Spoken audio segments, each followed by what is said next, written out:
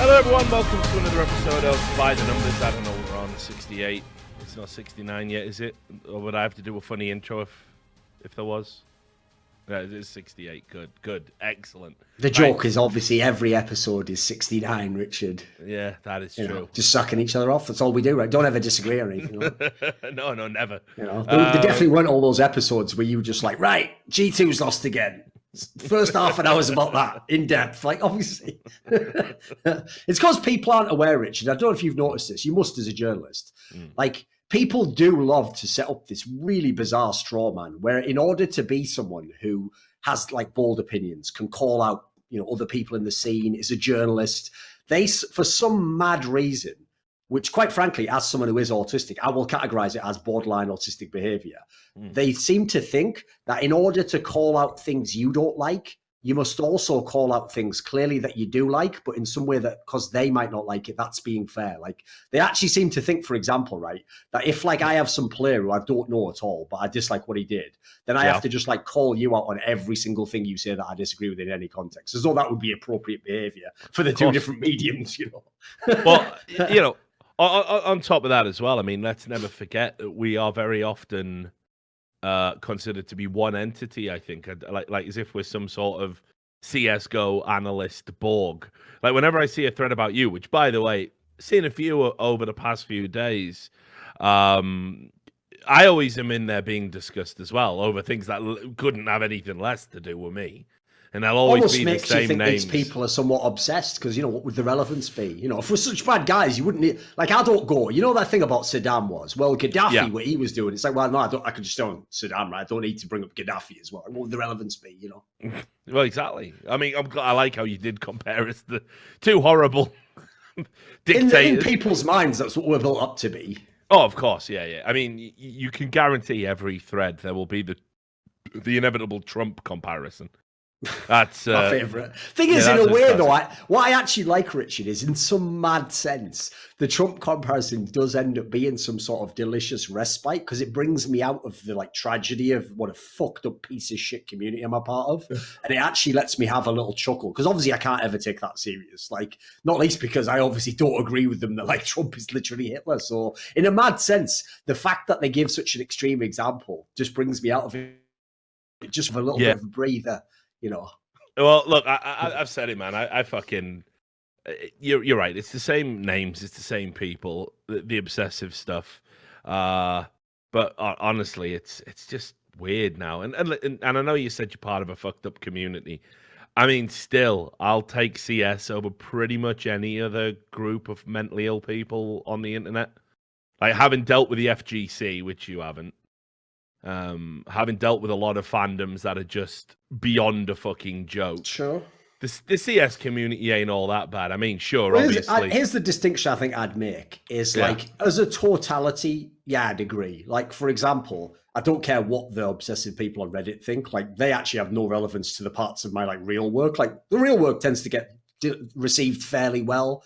I'd say actually Thorin's thoughts, articles and stuff, they all seem to get generally like reasonable responses. It's not that bad. It's just the problem is it's always the drama that brings out the nutters.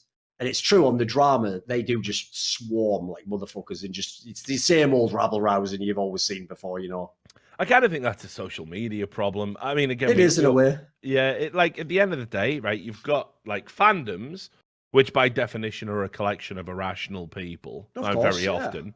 And then you put that through the fucking filter of social media, so your irrationality is fucking magnified.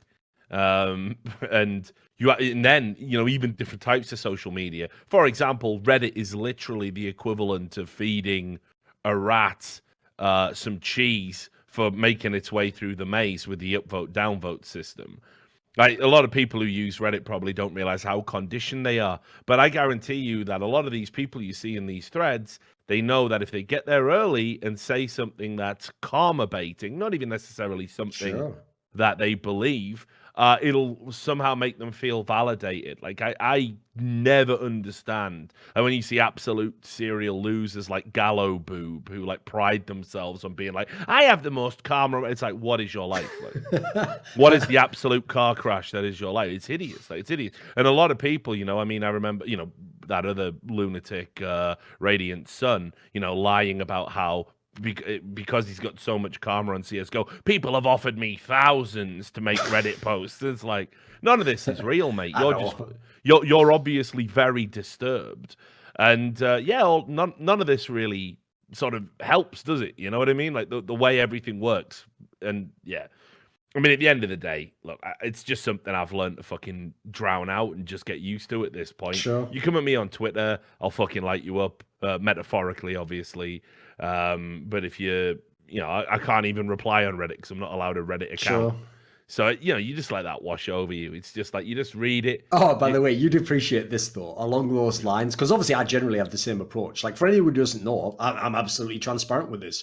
The only reason I post comments on Reddit is because it is required to maintain that ratio in order to post the Reddit links to Twitter. That's absolutely allowed. The admins set those out as the terms, but you have to be active on Reddit as a result. Not even that ridiculous a compromise, like use our platform as a user if you want to benefit from it. I don't necessarily mind it. It's not bad. I'd say a net positive generally. But as a result, I've noticed people get really mad if I tweet something which clearly addresses like a thread on Reddit.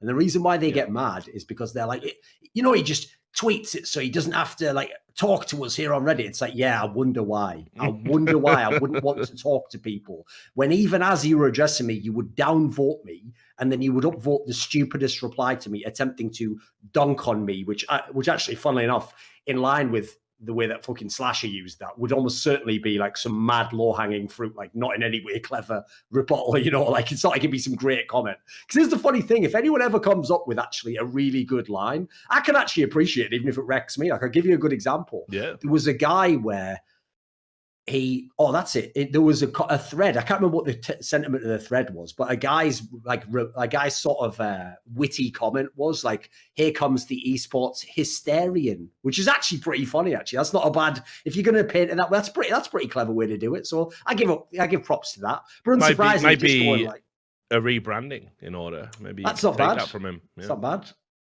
Well, at least then people couldn't get upset about it. I mean, again, understand, I've never grasped the sort of mental gymnastics you have to apply to say to somebody whose job is effectively punditry, right? For good or ill, right? Like, sure. At the end of the day, you have more right to publicly express an opinion about the industry because you work in it and you're prominently placed within it than say somebody that is watching it or a viewer and really has no skin in the game. Yet they would never think to themselves for fucking 5 seconds, oh yeah, I should probably hold back on my opinions. You wouldn't, would you? You go, no, I'm entitled to my opinion. Absolutely. And you are. That's correct. But that also means that people who work in the industry are entitled to their opinions. Like, I never understand it. Like when I see people like going, oh, look at Duncan saying this team is bad. What, is he not allowed? Why can you do it? Why can you do it? And someone whose job is literally to analyze. Well, one of his jobs is literally to analyze Counter-Strike. Counter-Strike isn't allowed to do it. I mean, would the same, like, well, I know the answer to this because it's happened. When you say things on a desk during a broadcast where you're literally, not only are you being paid to do it, there's an expectation. Like, you can't just sit there and go, well, listen, man, I don't know about this. I don't know if I want to say this team's going to lose or not because it's not very nice, is it? Just before they go into a game. What if they can overhear me right now? So I'm just not going to give an opinion, and I'm not going to do a prediction or any of the other stuff you've structured into a show rundown. That's just not my jam. May the best team win, and I love all 10 people on that server. What a fucking load of shit that would be, by the way. Of course, yeah. What a fucking load of garbage. What a disservice to the same fans who would fucking complain. So yeah, look, I don't know what to tell you, man. Fans. Well, the thing is, the clue is in the word, right? Because this did spur me to some thoughts, which aren't just directly based on idiots. They were like things that like maybe people in the general community might not understand as much. I'll probably make a video on this topic. Like basically, it'll be a video on the concept of what is the point of being an esports historian. Because I'll just very briefly say this. Like, even if people don't like the tone I take, I'll give you the 2 recent things that were on Reddit. I will actually absolutely stand by, as I think those were important things to say. Like, one, that I don't think Forrest is the greatest player of all time. I mean, again, in line with what you just said, Richard, first of all, who would be more qualified to make such a statement? You know, I mean, me or people who never watched him play 1.6. I'm going to go ahead and say me on that one. Secondly, since I am literally positioning myself, because it is my main passion in life, as someone who has watched all of Counter-Strike and therefore can give you like some sort of qualitative analysis of who was very good and who wasn't, and how I structure them and how I model it, etc. I also, in both of the instances recently, so there's Olofmeister making Legends spot and there's Weather Forest's greatest of all time. I actually consider it a disservice to our community if I sit back and listen to all these people essentially kissing someone's ass because they're a well-loved person and building up what I consider a false narrative. And I just sit back, and even though I have all the history and understanding of it, and I could say something myself, to be nice, I really shouldn't say anything, though, should I? I should just sit back and not say something. It's like, what's the point in having a voice at that point in time? Well, yeah. You know, what's the point? The answer is there isn't a point to it. I mean, like I've said this before, like the idea that if you give me a choice between working events and, you know, I don't know what else it would be, or writing for a website, but having to do it all in a really fake, contrived way, well, sure. Just rather not do it. It's all right. I got plenty of other shit I can do. Agreed. Yeah, so like it's not even a big deal. It's like what people don't understand as well is the value in just having people that will say, hang on a minute, let's not get carried away with this narrative, or yeah, maybe that's not factually accurate because there's some broader context, or more importantly, sometimes just saying to like an industry leader, like, fuck you, you're doing it wrong, or fuck you, I won't keep your secrets. And unfortunately, that forthrightness, look, maybe sometimes you do say some stuff that's a little bit brutal, you know? Maybe, maybe it's not always the most flowery language or the most delicately articulated of points. They're still your points to make. And you can't say, oh, I hate it when Duncan, kicks a player when they're down, like Vitality, they've just gone out the tournament, and you're saying how bad they are. I mean, they're out the tournament because they didn't play great. And actually, as far as they made it, they really did. I mean, we'll get into that later. It really flatters them with how they played. But then conversely, when ESL or, Face It or anything that's untoward and genuinely can harm the industry, everyone's like, if only there was a voice. If only there was a voice that would speak up about this. If only there was someone who really didn't give a fuck and actually lived it, 24/7. Well, all right. You can't have it both ways. The same that people... whole kick them when they're down is the fakest narrative. It's a load of bullshit. Yeah. So we're not supposed to comment on or critique teams when they lose. What the fuck kind of standard is that? I'll tell you what it is, Richard. A standard nobody's saying that will ever maintain.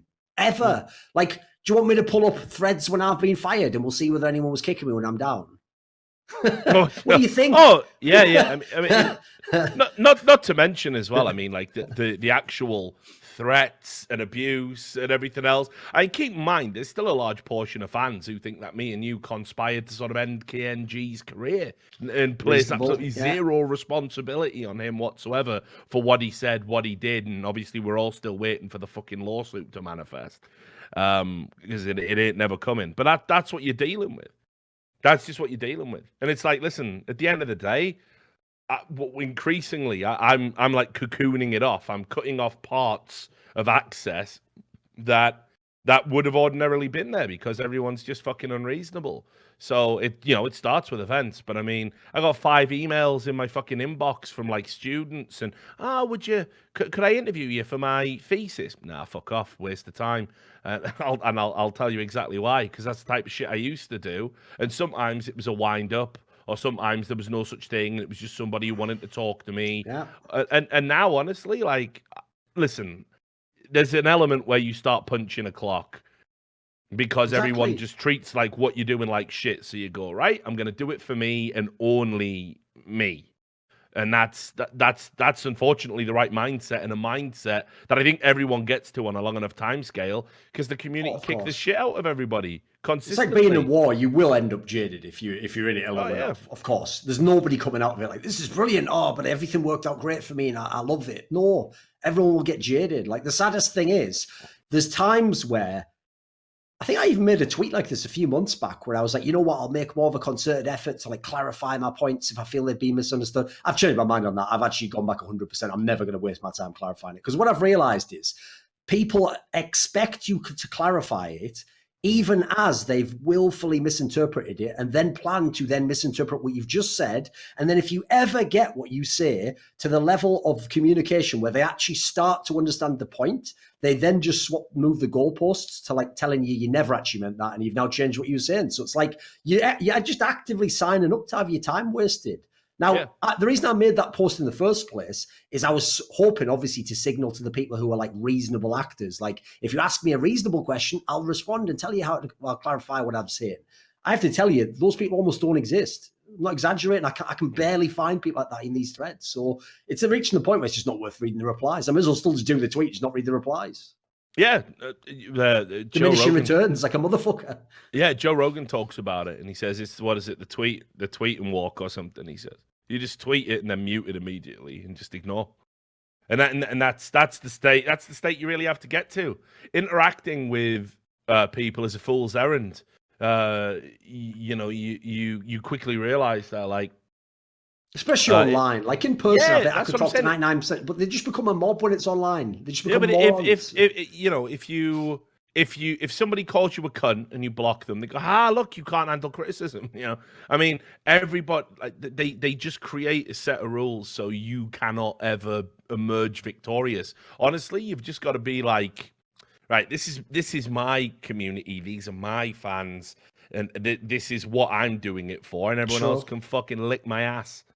That's it. That's just how it's got to be, unfortunately. And listen, you're never going to get any fucking reasonable sense or like out of anyone on social media. Do you want to know something? That reminds me of something. You'll appreciate this, actually. We after this, we'll start talking about CS, obviously. No, but like, we're already going to get accused of starting every episode this way by some fucking moron in the YouTube Don't worry, comments. Richard. So. Essentially, what will happen is, I'll give you the fan logic version of what the comment will be. It'll be like, why do they always bloody talk about people like me and what I'm doing right now, saying that all they ever do is talk about this and that they're just whining cunts because I don't understand cause and effect.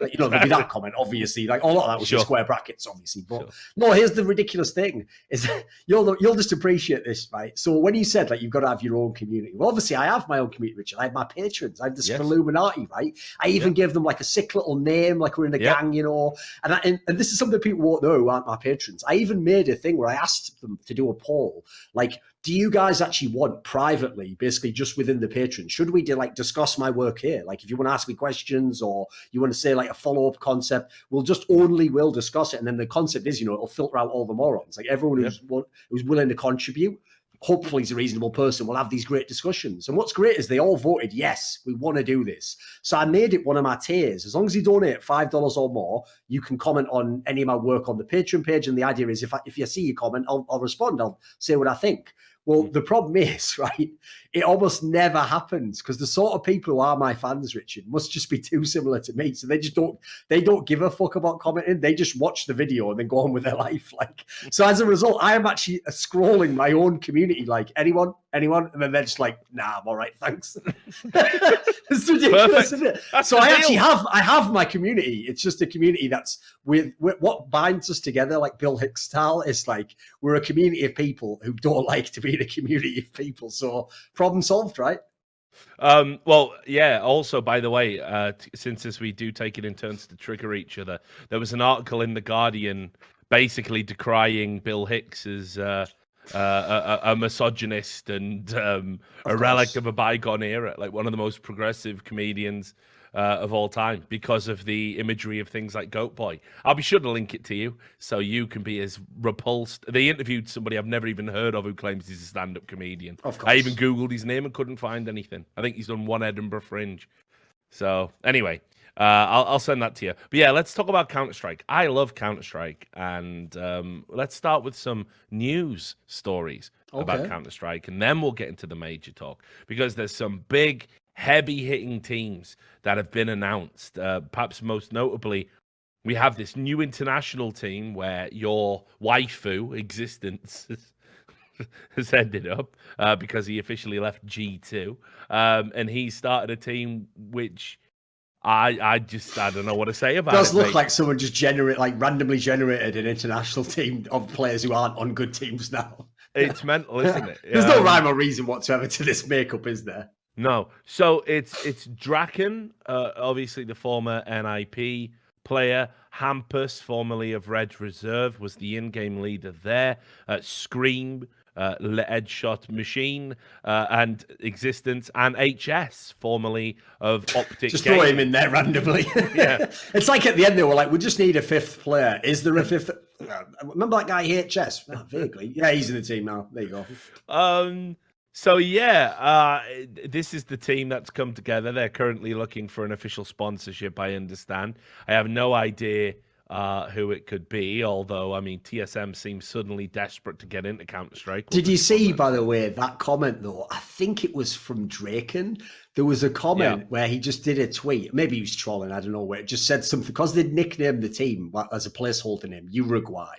There's some message, I think this was from Draken, where it said, like, my grandma just called me in tears because she thinks I'm moving to Uruguay. Just like, you may as well be at this point in time, to be fair. You are doing the CSGO career equivalent. So, you know, it'd be funnier if she was like, my grandma just called me in tears asking if I've really joined a team with HS and Hampus.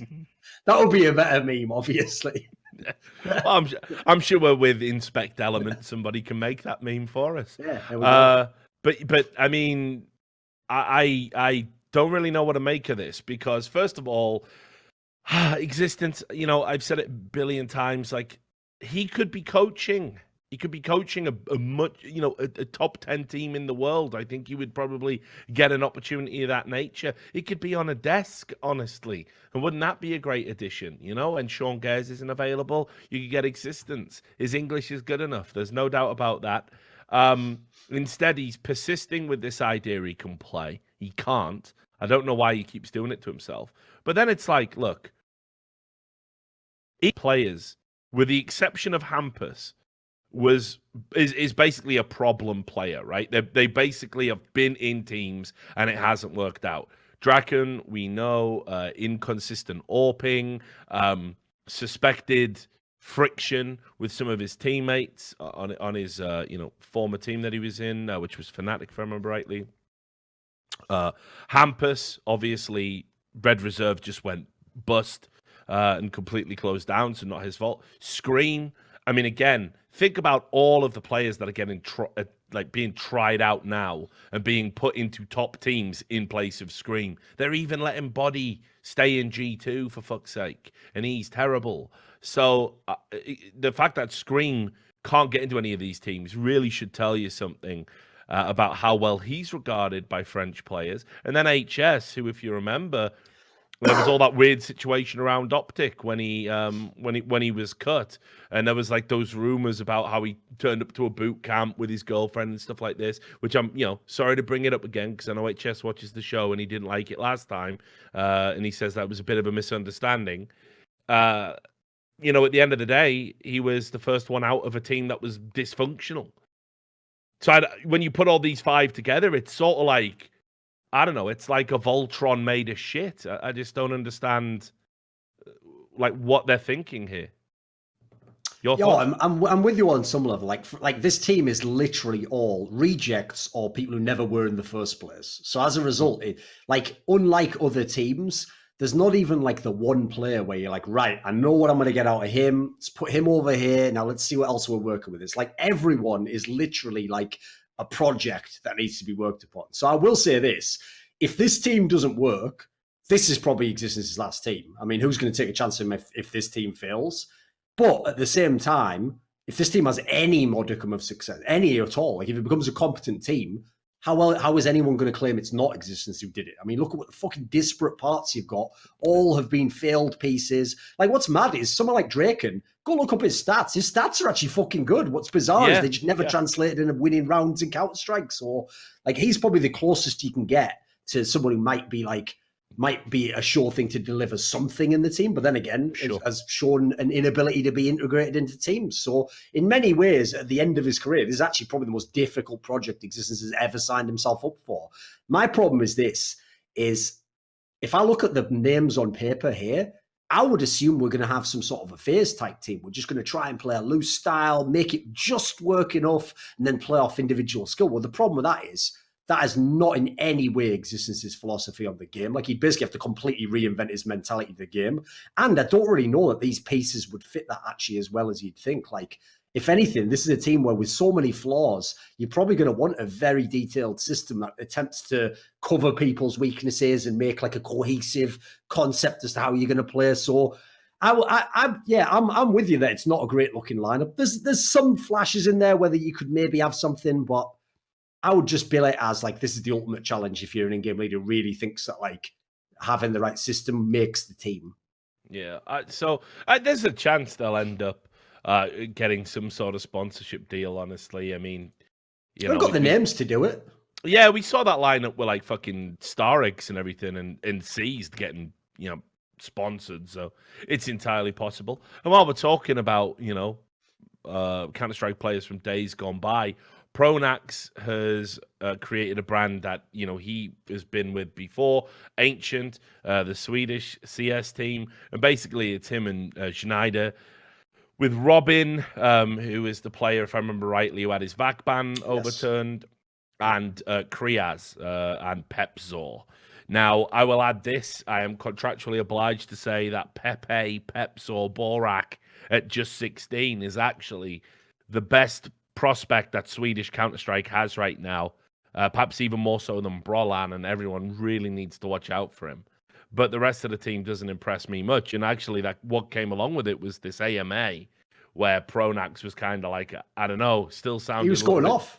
Yeah, he sounded... I liked some of that shit. He had a little bit of fucking fire to him, unlike the normal Swede that he would be. Yeah, and well, I mean, there was some very strange answers. Mate, his answer about the Olaf boost was straight fire. I was loving that shit. Well, so again, I just don't know why Pronax is sort of like, there's a very clear when it's your time. Yeah, and it's like, I don't understand why anyone like Pronax would want to limp along like this, given there must be other business opportunities on the table for him. He must be able to coach. He must be able to, I mean, shit, man, Refresh, we're happy to sort of make him, involved in Godsent and everything. So he could probably have been even higher up, mate. Like, he could have been some general manager type motherfucker that, has like a 10-year job and they bring you in to work with all their teams and figure out what they do. Yeah, something like that. That's the thing that people like him in Existence don't seem to get. It's like, when people say you can be a coach, mate, yeah, a lot of people could be a coach. Like, a Peacemaker is a coach. The difference is you could be almost anything you want in this game, just not a player. Yeah. It's just very strange. Like, I know some of the people out there, the people who come approach me and you before, big owners, where they're desperate for someone who can be their right-hand man who knows Counter-Strike. Like, if you or me tomorrow wanted to go and join a big-name organization, mostly North American, I'll go ahead and say that. Mm-hmm. If we wanted to join them tomorrow and be like, it'd be some like, president of Counter-Strike operations or whatever the fuck the big title would be. We could do it tomorrow. I'm not exaggerating. I've had these offers. So if I can get them, are you telling me Gobby, Existence, Products, these people are eschewing Sean Gares. These people could literally have, forget just doing a coach where you could get fired. They could have an amazing job and they could have a lot of influence as well. Like this is the way you have to sell it to them as well. Pronax, what are you going to do with Ancient? Probably not very much, right? Well, how about this? You won't get to play, but you could make the next great Counter-Strike team in history. They could be produced by you. You could be the architect of all that. And guess what? If you really were the GM type guy behind it, you'll get your credit as well. It's not just like where you're a coach and like, but what impact did he have? So if you built the roster, mate, you will get the credit, I guarantee. So I don't think much about the team, but the AMA that he did, as you said, I've got the and there's like this chain, which is what really stood out for me when people said, "What is the greatest tactic used in game?" or just something that first comes to mind and why. And he said the Olaf boost on Overpass because he got a whole community to cry about us using pixel boosting, which wasn't even against the rules, and it took DreamHack admins more than 8 hours of actively looking to find something they could argue was against the rules. I can't think of an example of a better tactic, regardless of it was against the rules or not in the end. But to me, it's still really fucking vague, and the people that were crying like their mother had got our word because we were using that boost are a bunch of pussies, if you ask me. Someone replied with "fuck off with this attitude," and he said one of the people in an AMA, fuck off out of this AMA answer. People are so dumb it's unreal, isn't it, Richard?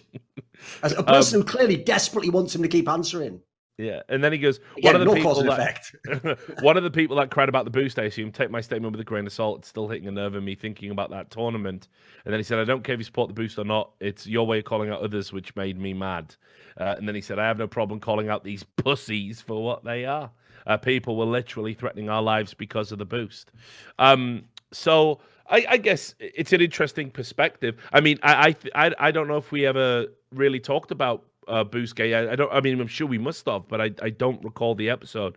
But for me, I wrote an article at the time, basically saying the way Fnatic handled it, the way that DreamHack handled it, but in particular the way Fnatic had identified this, potentially game-breaking boost, something that was obviously completely against competition and fairness, and it had been brought to their attention because of this YouTube video, and then they asked the guy to delete it, and then they keep that to themselves. And then they pull it out in a must-win game at a major, and there was nothing fun about that game, that experience. I mean, you can go back and listen to the commentary. The commentators really don't know what to say or what to do or how to spin it. So for me, I was like, listen, while obviously I don't support the threatening the lives or anything, but the abuse that you got from the community, the kind of is to be expected to a certain degree, because you did something that goes against the idea of competitive fairness, and really had sort of covered up something that, had you highlighted it with your platform, would have been fixed before the tournament, and none of that debacle would have happened. Now, not everyone agrees with me on that, but the idea that it was a great tactic is bewildering to me. Because it's not. It would have been no greater a tactic. Well, it's no greater a tactic than when you used to be able to flash boost above skyboxes in Source. You used to be able to go to long at your long doors, and if you threw a flashbang at the soles of somebody's feet while they were in midair and they jumped as it hit them, they would fly into the air through the skybox and would be on top of the skybox at long doors and could literally run around the skybox, shooting people through it and getting kills. It required skill to do, but in no way would you say it's a great tactic or competitively fair. And that's where I classify the Olaf boost. What about you? My problem is this: a lot of it hinges on what went on when they contacted that YouTube person, because that's the part where the problem with that is we don't know who did that. Like, no one knows who in Fnatic actually did that. Was it a player? Was it JW? Was it Pronax? Was it a staff member who they asked to do it? Did they ask the person to do it? Like, that's the big problem for me, because that is the key crux of whether this was like in any way unethical behavior for a pro player. Because if they did that because they knew it was dodgy, like it was potentially illegal, then they went into the game knowing this is something that potentially broke the rules. I would say this: Pronax has actually phrased that in a very, very intelligent manner, which is, if this was such an obviously broken boost, why did it take DreamHack admins 8 hours to find something? Because I remember, Richard, every fucking thread and comment for the first 4 hours was that everyone knows pixel boosting is illegal. Here's a rule book from over a year before, not even the rule book of this event. Look, pixel boosting is illegal. At the same time, Richard, nobody was mentioning that the people from LDLC themselves had done a pixel boost. That wasn't mentioned. So that tells you that people themselves are fucking NPCs just repeating what someone else said. They didn't even know that point themselves. Like, that's something a lot of people don't even know to this day, that LDLC did a boost themselves, which not only pixel boosts, but the thing that the Fnatic guys themselves ended up being done for 8 hours later, which it turned out wasn't the pixel boosting or the boost itself. It's that if you looked, funnily enough, in an area you wouldn't look, you could see textures that you're not supposed to be allowed to see on the map normally, essentially because you're outside of like a skybox area and you can see some like bizarre. It wasn't even that you could see spawn. That wasn't the illegal aspect. It's the idea that you weren't allowed to look at some of these textures, right? Well, it turned out the LDLC inferior boost also looked at those textures. So I've always said this to people. It's very convenient that people always want, most people's position on that game, Richard, goes like this: of course they shouldn't have to replay the game. It's like, so you're fine with one pixel boost that breaks the same rule Because remember, pixel boosting wasn't the problem. That then Fnatic just did a better version of, and then people tried to use this absolutely fucked logic, right? Which goes like this. Yeah, but what you should do is just remove rounds for every round you did. No, wait a minute. You wanted people banned for using that boost that showed those pixels. Sorry, you can't do that now. Like, again, fair's fair. You've got to, remember, you have to come up with a fucking rule before the situation. You can't just go, right, what's the situation here? Cunt I really hate and a guy I love. I reckon the rules are the cunt's out and a guy I love's in. It's like, that's the definition of unfair. So my problem with that whole topic is the community reaction was an absolute disgrace. And everyone who was there and now claims that they didn't do that shit is just retroactively making their story better. They've just got an alibi now, which is like, oh, well, actually, it's because the boost was illegal for this reason, a reason they couldn't themselves know. And by the way, all it needs to be said is this. LDLC themselves didn't know why the boost was illegal. They just didn't like it. So I think Pronax is taking it too far and playing it's a tactic. It's a gimmick. It's by definition a gimmick. It's a gimmick that also, I can see the reason he thinks it was brilliant is because it ended up winning them the whole game. And that, by the way, is probably the most puzzling part about that whole affair, is even teams who'd had that boost done against them said, like, usually you figured it out after like 3 or 4 rounds, you know.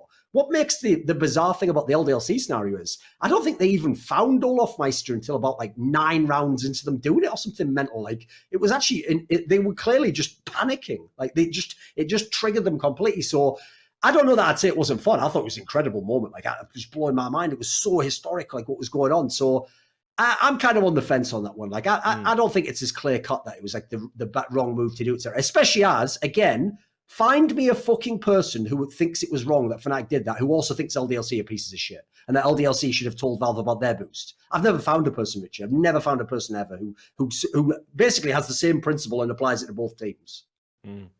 Yeah, I mean, it's definitely a tough one. I mean, just to add as well, while we're talking about sort of, you know, stuff that was going on at the time, I don't think I've ever seen a more sort of ridiculous scene in the aftermath of a map where you had LDLC were going to quit the tournament unless DreamHack did something about it. And then Fnatic were going to quit the tournament to make sure LDLC didn't quit the tournament, because then they were like, holy fucking shit, we're going to look even worse. Sure. So there was an actual race from both teams to try and be the one who withdrew from the tournament first. That's also what fucks me up about that whole scenario, Richard. So I'll give you an example. The same guy who just called me out, your boy NBK, who wants me to be more moderate with how I speak online, was willing to literally use the court of public appeal to wreck his opponents and put massive political pressure on the admins to overturn the result. And then on top of that, he had no problem basically calling someone else corrupt for doing something he did himself in the same game. Yeah. Players are unreal, mate. Players are people where they want it's like that saying I said on Twitter. There is a saying you can't have it all. A player will be like, what does that mean? I want it all. Give me it all now. Why am I having it all? It's like, all right, Nico, calm the fuck down, mate. So anyway, if you haven't seen the AMA, go check it out. It was about 3-4 days ago now. You can read some of the thoughts of Pronax, although, again, I'd much rather that he wasn't trying to continue to limp on, because I don't think any good's going to come of it. I don't really see that ancient team going anywhere. Another interesting bit of transfer news coming out of the CIS region was that Chopper has left Vegas Squadron, which sort of came a little bit out of left field. There was no intimations that it was necessarily going to happen. Now, for those that know, I mean, Chopper's been in that team a long, long time. He's been part of that core, with JR for a while. And obviously, Vegas Squadron, they haven't had a great time of it lately. They're not the same team that had some of those very good runs, format dependent, of course, previous events.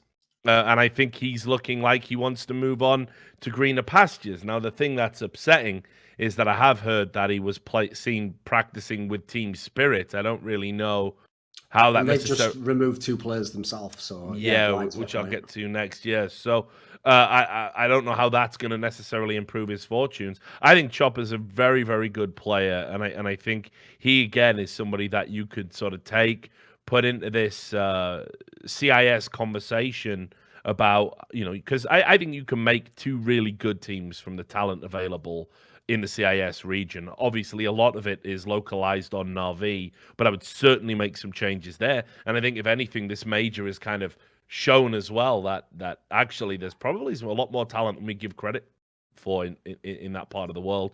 I definitely think Chopper's in it. So I think it would be hugely detrimental to his own career if he did sort of settle on Team Spirit. But it could be a money move or something like that, provided it happens. But what do you make of this? I mean, for me, I think it puts a nail in the coffin for Vegas Squadron. I look at the teams they have right now, and the players they have on the team rather right now, not really feeling it in his absence. But can you think of any likely destinations, and how highly do you rate this player?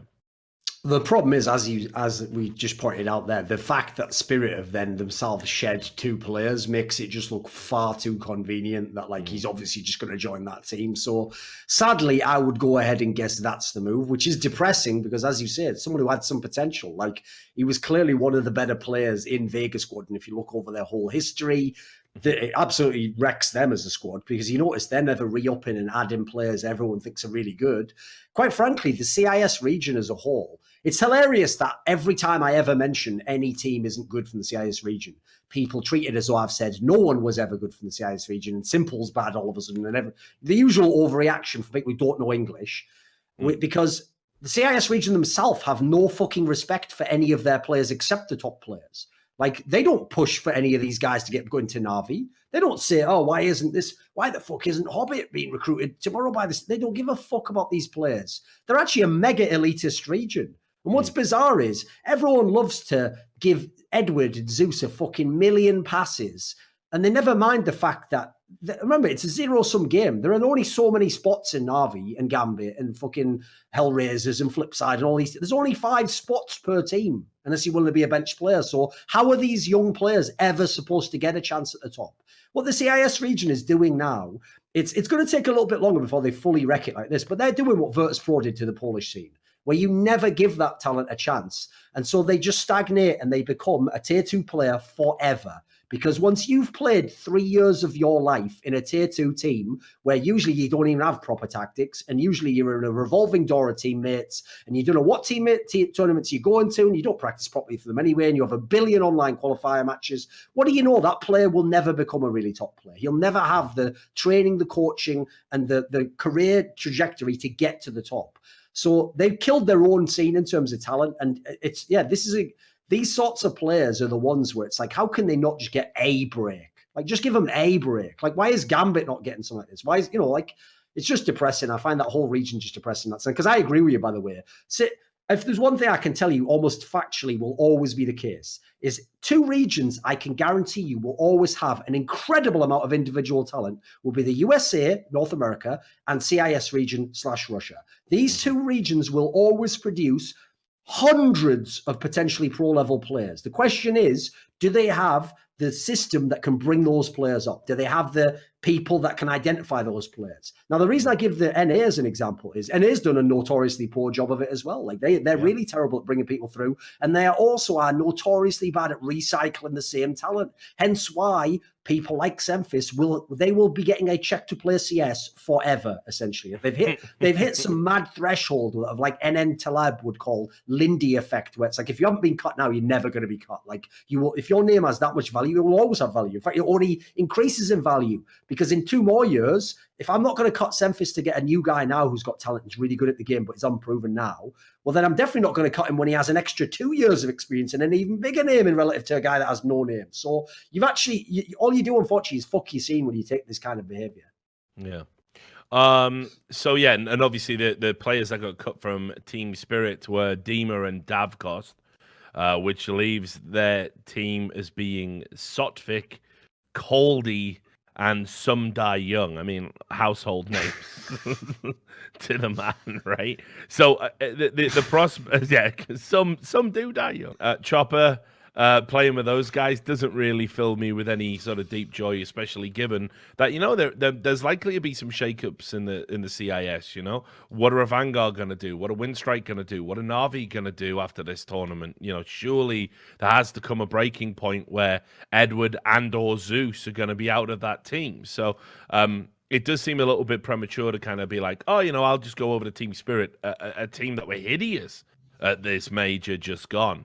And I wouldn't want to be trying to carry them if I was Chopper. I think there's much better options. So hopefully it's one of those like trials, something to do to maybe generate a bit of buzz and let people know you're in the shop window or whatever.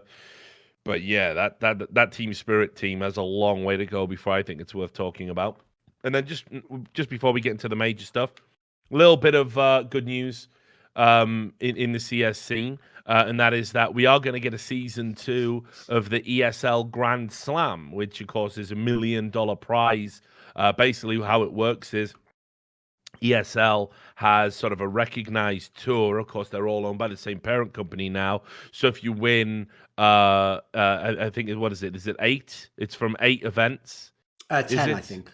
Oh, from 10. And basically, yeah. As soon as you win an event, you've got 9 more to get 3 more titles. Yeah, and that's the thing. You have to win 4 titles from the 10, and if you do that, you win $1 million prize pool. And of course, Astralis won the first Intel Grand Slam before. Now, in the absence of having anything like a TI, and we don't have a recognized tour yet with recognized tour points and a sort of recognized ranking system. We don't even really have a particularly great way, a satisfactory way that we handle invites to the majors, if we're being honest about it. That's one of the constant gripes, isn't it? That one team can have a bunch of best of one fluke performances and you don't even just necessarily see them for the next major.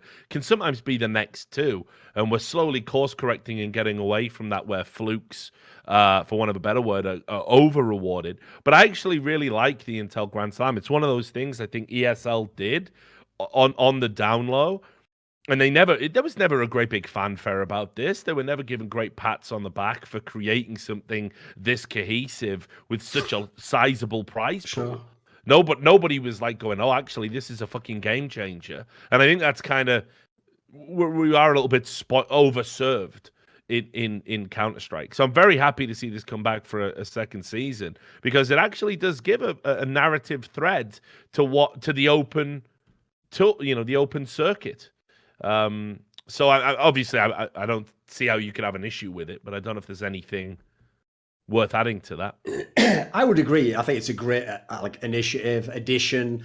I'm also amazed, in line with what you said, this wasn't even celebrated that much. It's mental. Like, I remember when this was announced, I'll never forget this response, I remember there was a guy, it was like a heavily upvoted comment on Reddit, who, like every fucking Reddit thread, the guy who comes in and thinks he's got the zinger that's going to shut it all down, like, shut the thread down, he wins the internet. Like, the guy who came in and did that was the guy who was like, look how hard it is. It's not even for sure that someone will win.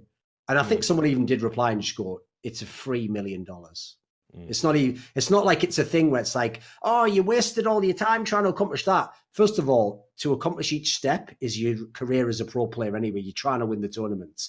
And what they did is they made it so if you won 4 out of 10, you win $1 million. Like, what is it supposed to be? Just 4 out of fucking 700? What would the point be? All they do is just bankrupt themselves, wouldn't they? Like, there has to be a reason why you win the million, which is you did something extraordinary. And actually winning 4 tournaments out of 10, it's fucking hard, as you saw. In fact, the funniest thing is, the one selfish element, aside from the fact they get marketing from it, obviously, the one selfish element that I think is a positive that ESL got from this is it does incentivize any team who currently have trophies and are on track for the Intel Grand Slam to attend more of the ESL events. Because people might not realize this last year, but Astralis almost fucked it up for themselves by skipping a couple of the events. Like, they skipped at least one event. I know they skipped ESL New York. Because in doing so, people won't realize this, but FaZe was already at like 3 championships for a while. So remember, because FaZe went and snuck and nicked that ESL Belo Horizonte where there wasn't all the top teams. So actually other teams could have snuck in there and taken it from the guys from Astralis. So I think it's a good thing. Like you say, it's not perfect. Like, obviously in a dream world, it would be for all tournaments, wouldn't it? It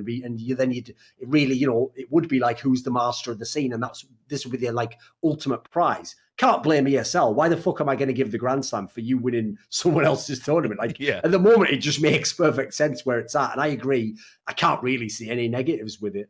Like, another detail to add, by the way, is assuming it's the same as the first season, it also just keeps rolling until someone wins.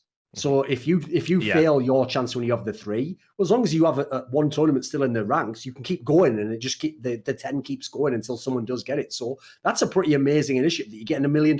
It took us forever to get Valve to fucking pump the majors up to be $1 million each. Yeah, this is just coming out of Intel's pockets just for marketing. What an awesome initiative! Yeah. So now we can start talking about the second week. Origin stage, as it's called now.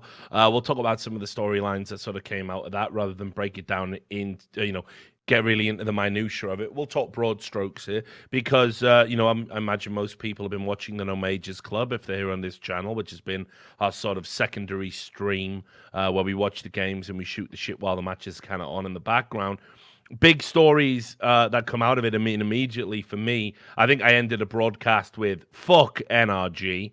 Heartbroken I was, Duncan, because this is a team that I had, I put a lot of stock in, and I honestly think, when you're ranked 5th in the world on HLTV's rankings, you really have to be in the final 8 of a major, especially when you look at some of the other teams that got there in the form of Renegades, in the form of Ents. Hell, I'd even say MIBR to a certain degree as a surprise, given that this was an untested lineup, despite all their history with each other. For NRG, with a seeded, draw, if you like, in this next stage, to go 0-3 is staggering. It's mind-blowing to me. And I didn't see it coming at all. And when you look at the teams that they lost to, again, they lost, and sure, these are best of ones, but they lost the 16-14 to NIP on Nuke. They lost the 16-13 to a Vanguard on Overpass. And then they lost to Complexity, again, making the mistake of saying, well, we'll play Nuke against Complexity. Despite the fact that Complexity were more than happy to play that map. So you effectively gave, and it was NRG's pick, so you effectively gave Complexity 2 picks in that series by trying to be clever and cute with your Nuke pick, which literally hasn't been working. So this was an absolute catastrophic failure. These are the biggest failures at this stage for me, because I didn't really, even though I put Big on my pick'ems, I didn't really expect Big to do much in the absence of Smooya. I thought maybe Xantares could have carried them through if there was like some miracle run, but NRG should be in the final 8, and they're not. And for all of I'm a Pet's talk about, you've got to veto intelligently or you will get upset. This motherfucker had a nightmare. Should convince himself. Yeah, right. So I interviewed for Deserto. I actually interviewed the founder of NRG, and Andy Miller, and we talked a lot about the CSGO team and its history and stuff. And obviously, this was like the day after they crapped out, so he didn't have like necessarily a lot of insight. I think Daps had just done one interview and they just talked and stuff. He thinks the team's going to get to the next level. Obviously, there's a transfer move that we're going to get to in a second off the back of this. But I was bitterly disappointed with this performance, and I can see very few upsides, honestly.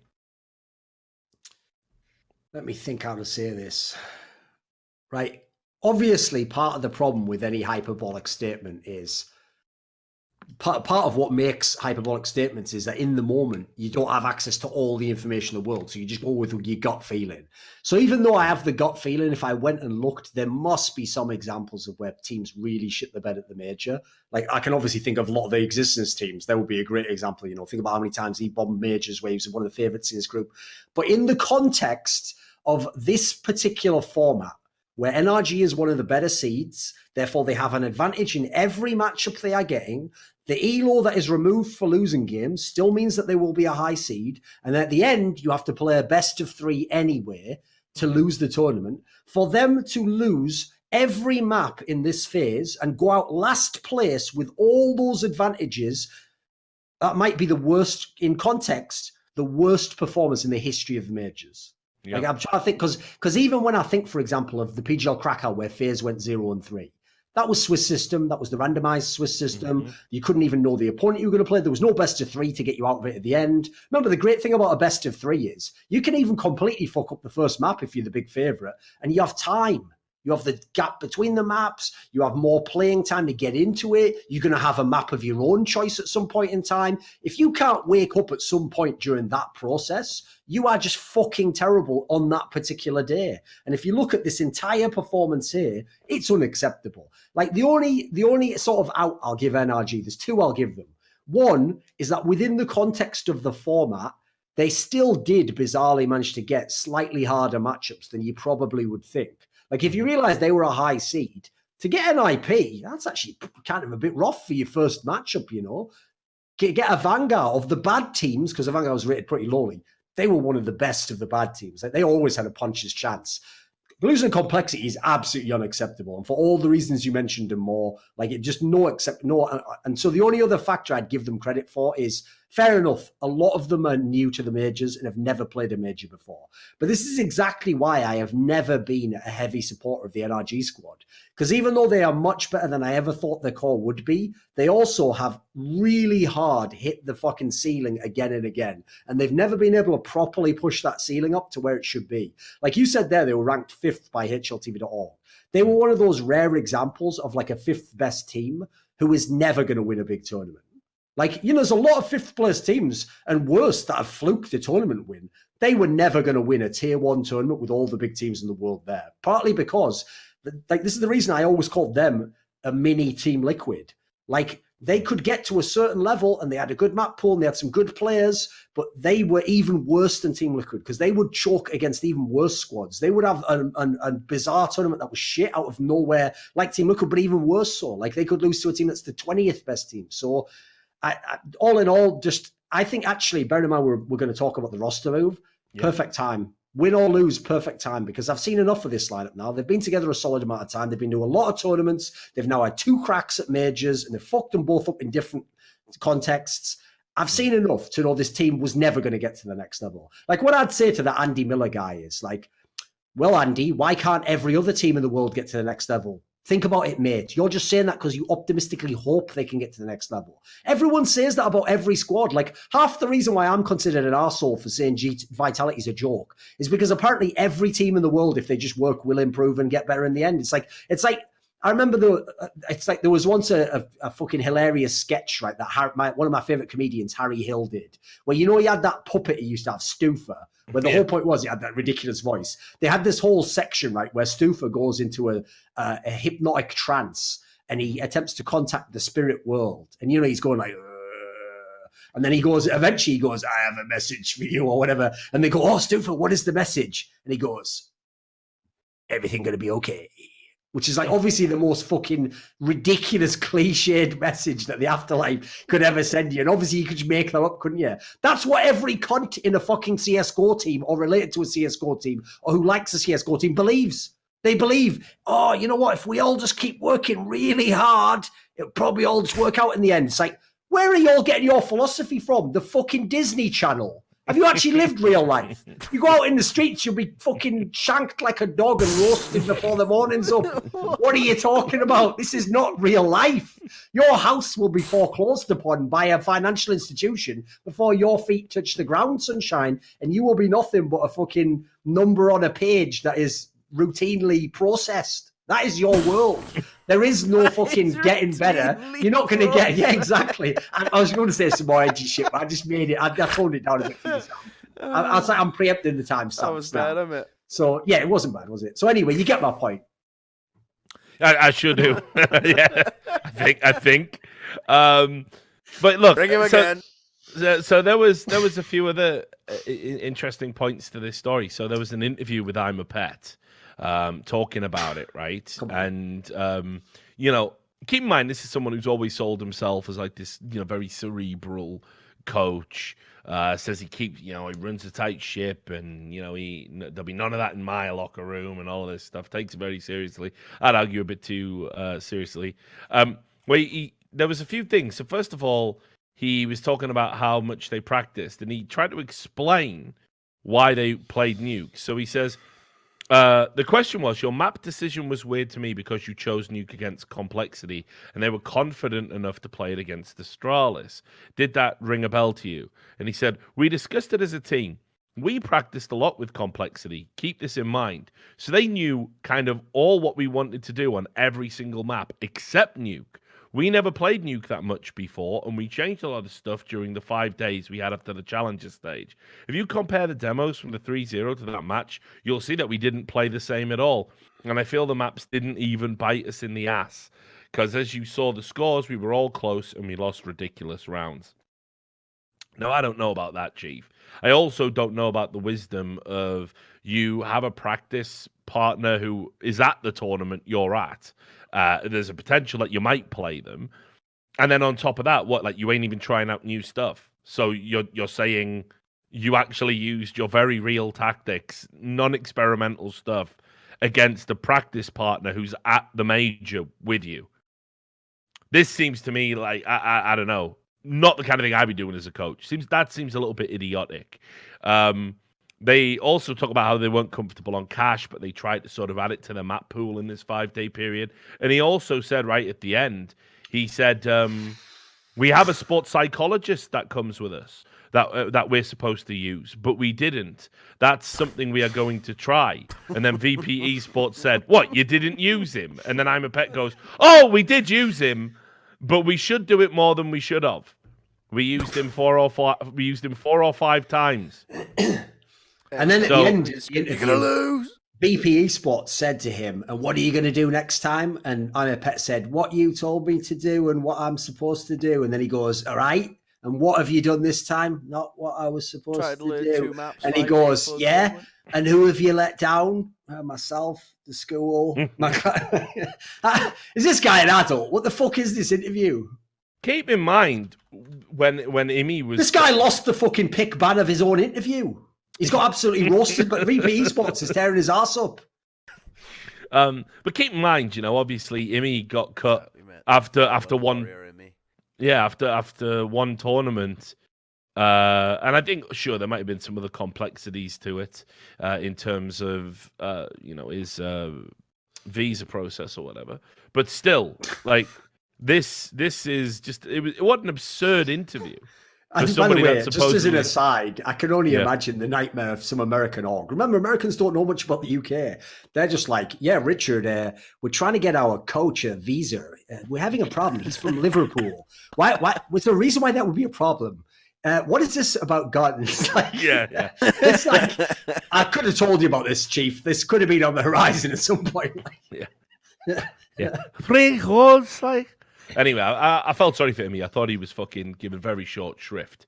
But anyway, so there's that, which I just thought was ridiculous. From it's a coach that I don't know. Just put it this way, that really logic silly. That he used, both parts of it, the idea that complexity wouldn't know what they were going to do on Nuke, and that complexity knew all their strats on the other maps. I'll just give you a little tip what that means. I'll translate what that means for you. I'm a Pet. Right? They wouldn't know what you're going to do on Nuke. Neither do you, you fucking imbecile. You know what? A point of a coach is to coach players to know what they're going to do. How are they going to know what you're going to do? You haven't practiced that shit. So there's one thing. Doesn't make any sense whatsoever. Secondly, you're trying to work in a brand new map in a 5-day span at a major. You don't know what majors are, mate. You do the prep for the major before the major. You're not trying, this isn't like where some idiot doesn't do any coursework all year long and they're trying fucking bone up one night before the test. This isn't a movie. The idea was to have been working at these maps for months so that when you come into the major, you're going to run what you've prepared. And if that turns out that what you're prepared gets anti-stratted or successfully countered by the other team, it wasn't good enough. This is like, he really is thinking this is like a fucking Mighty Ducks movie and he's trying to pull out the genius play. That's not the job at all of the coach. Your job is prepare your players. You think when Astralis plays against NRG, they're going to throw everything out the window and play maps they don't normally play and do brand new strats? Of course they aren't. You might even know the strats they're going to run, but they'll still work like a motherfucker because that's what the strats do. Exactly. Everyone knows what Astralis are going to do, but you can't stop them doing it. I'm a Pet is living in a fucking dream world. What's mad is he's almost doing a fucking interview, auditioning for himself to be fired when he does this shit. I'm not saying to fire him, but there's a lot of suspect questions about his mentality based on this interview here. What's mad is Complexity is a significantly worse team than an RG. If you've practiced them on some maps, what, were you just losing all those maps? I'm going to guess no, right? If you weren't losing them all, Just do the shit you did in the scrims and you moron. You might actually win. So this then leads to the other story that's been floating out there. This was again reported on VP Esports by Stephen Cropley, that Taric, who we know is in free agency, will be joining NRG and replacing Fugly. And obviously, we had Taric on the No Majors Club one day. We were watching a game together. We were asking him about, what offers, and he said that he'd had offers in Europe and offers in NA, and he was, ready to commit, and he'd made a decision, but he obviously couldn't say what it was. And then we talked about what our fantasy moves would be, and I think you were on the stream at the time, Duncan, and I said, I'd really like him to go to NRG and replace Fugly. Now, it's nothing personal against Fugly. I thought Fugly has sort of been the only cut you can make to that NRG team to improve. You can't get rid of your in-game leader, Daps, and I think he's grown as an in-game leader, and I think he's very good at what he does.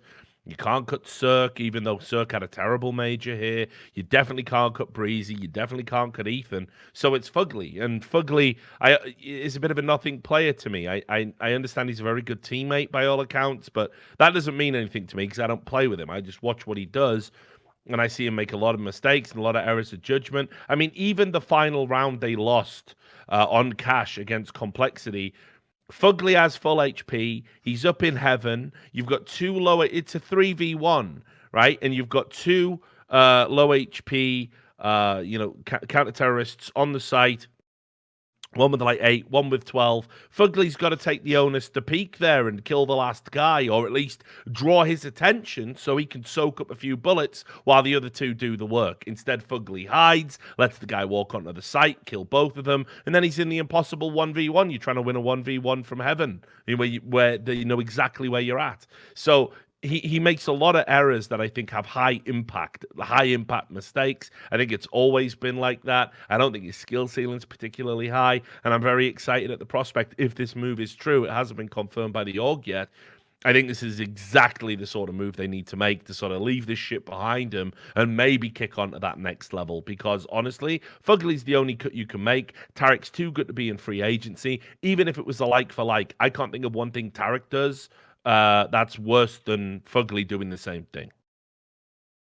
Like, to me, this move is very reminiscent of what Team Liquid just did, where they added Stu2K and they removed Taco. It's the same concept. Basically, it depends on whether you think support players exist. If they don't exist, no problem. Add them, keep stacking as many good players as you can. Try and find a good mix between them. If it works, great. Let's have lots of firepower. Let's have that be our big strength. So I think it's similar to the Team Liquid move. I'm not entirely sure long-term whether it's the best move.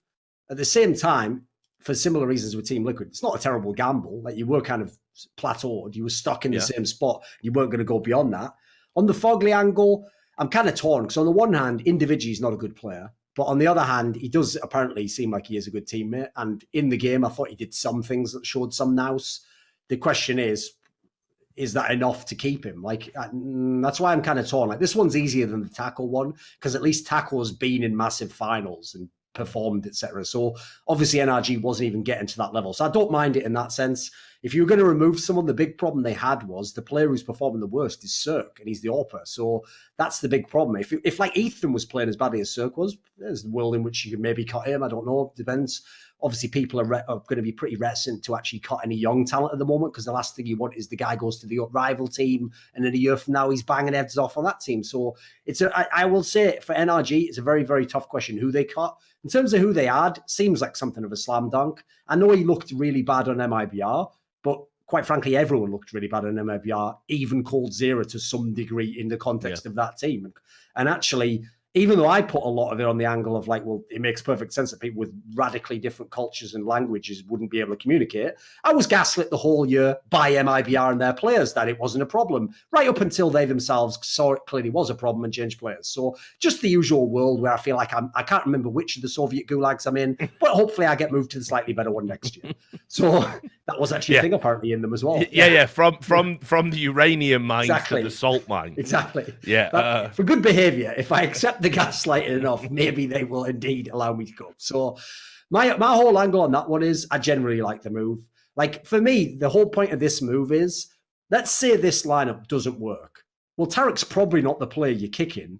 So if anything, you are still moving towards a better future anyway. Mm-hmm. Like maybe Sook isn't going to end up getting caught. Maybe Daps gets caught. There's got to be a possibility, not least because Tarek already did that to Daps when they were in Optic about a week after he joined. Yep. He'd had him caught. So there's a world in which that could end up happening yet, especially if Tarek decides, I want to play Lisgrim style, which he is known to do. Wouldn't even necessarily be a bad thing. So I think generally it's a pretty good move. Yeah.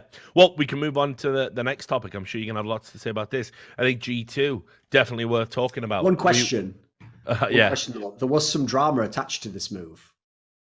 Oh, what, the NRG one? Yeah, what happened was, I can't see where he commented, so I'm going to guess maybe it was a tweet he deleted or maybe it was an article somewhere, but Tarek replied to DK in some mad angry language saying that, like, I'll find out the quote here. He said, at DK, burning bridges has never been and never will be an option for me. I treat everyone I work with the utmost respect and leave every door open. Think twice before putting words into someone's mouth. Now, sadly, I actually think DK misplayed this because DK basically apologized and said, I never meant you burnt a bridge personally. It's just my way of describing the situation as it was described to me. I wasn't saying you did anything explicitly. Tarek then does a classic move that pros do, which is one of the dirtiest tricks in the book. He implies that if DK had personally reached out to him, that he would have ever addressed this topic to him privately. So 2 parts to this story.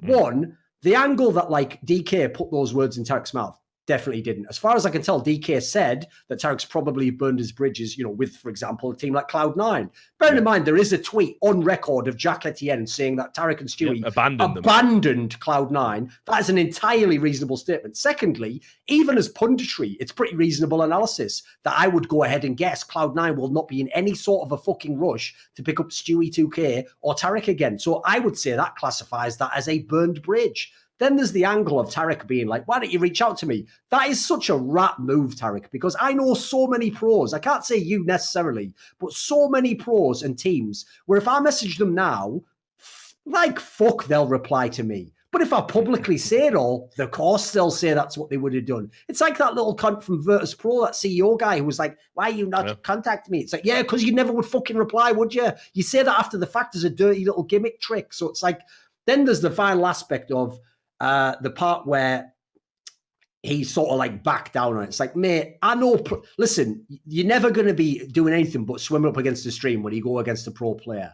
But if it's a righteous takedown and you're in the right, you don't back down from that one. I'm not wrecking DK on this one. I'm just giving him as like a minor piece of advice. Like, history will prove, whether people believe it or not, Tarek was in the wrong on that one. As I think you'll see now when everyone's put the facts together.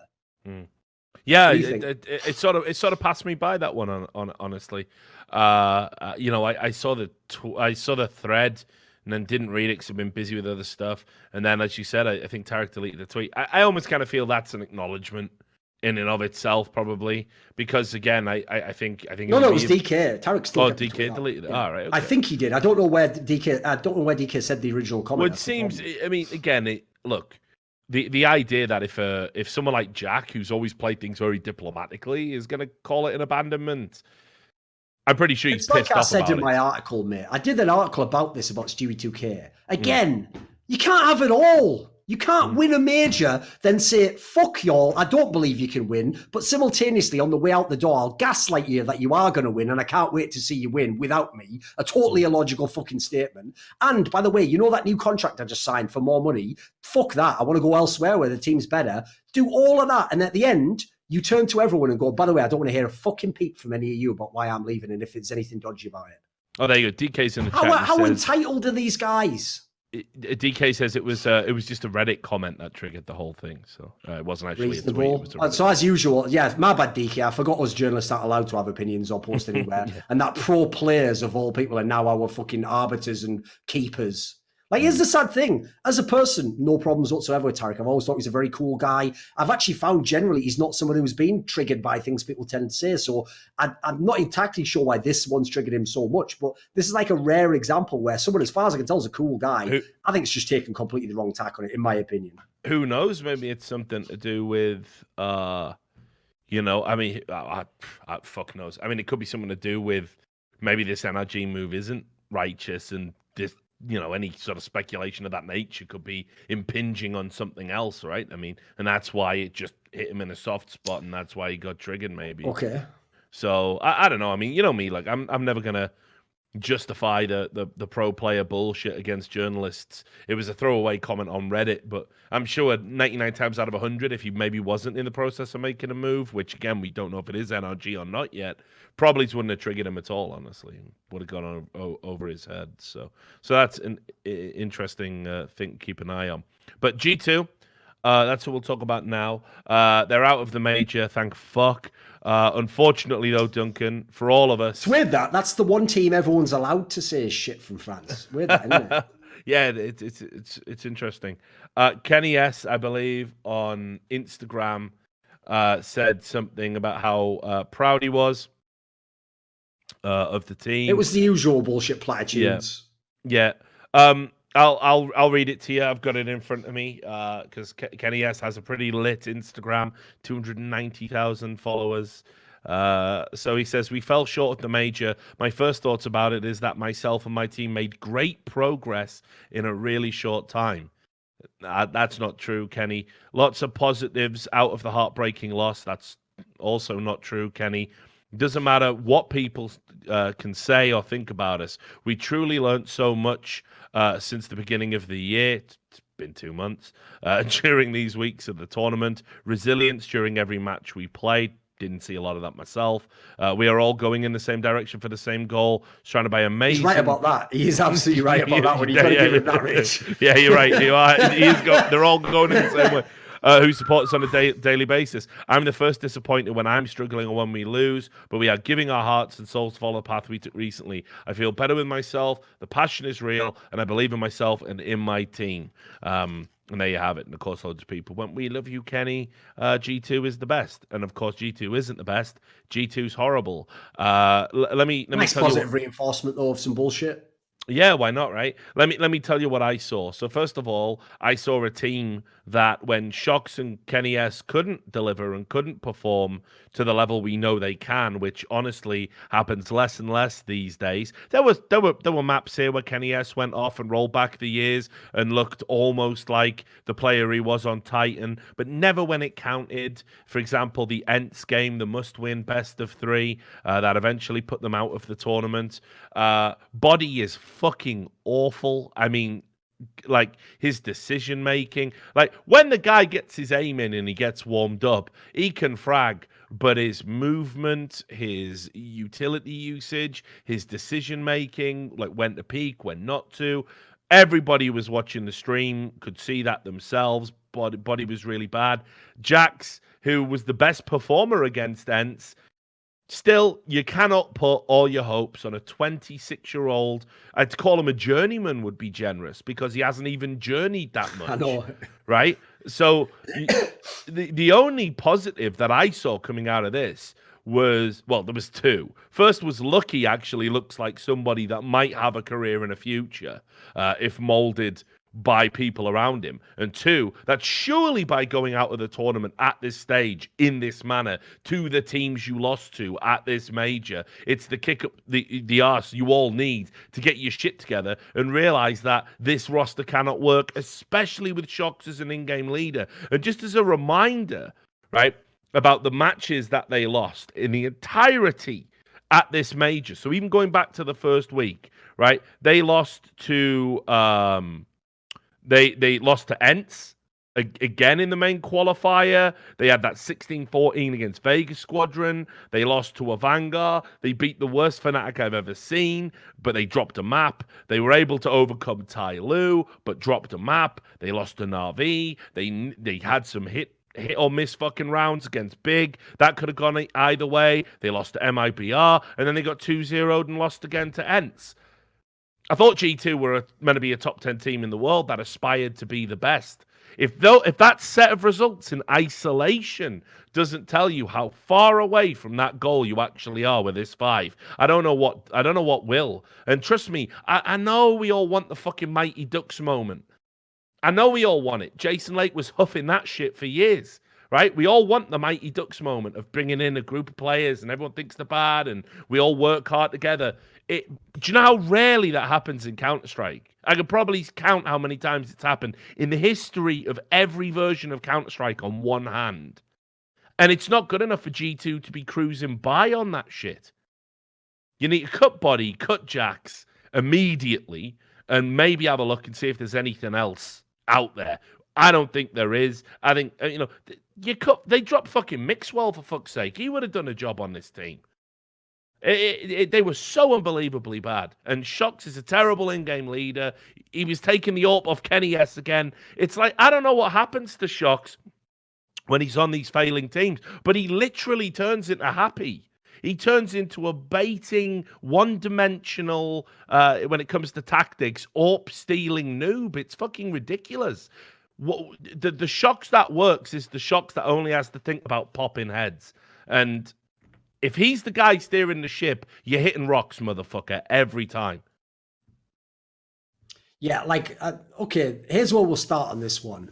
Since we started with Kenny S's post there, fuck everything in that post. Every single sentiment in that post is corrupt, it is fraudulent, it was literally will ruin that team and the whole French scene if anyone ascribes to anything said in that post. Because this isn't a brand new team. Like, hasn't this team played at least 2 LANs now? If you add in the first week of the major, it's almost like they played 3 LANs.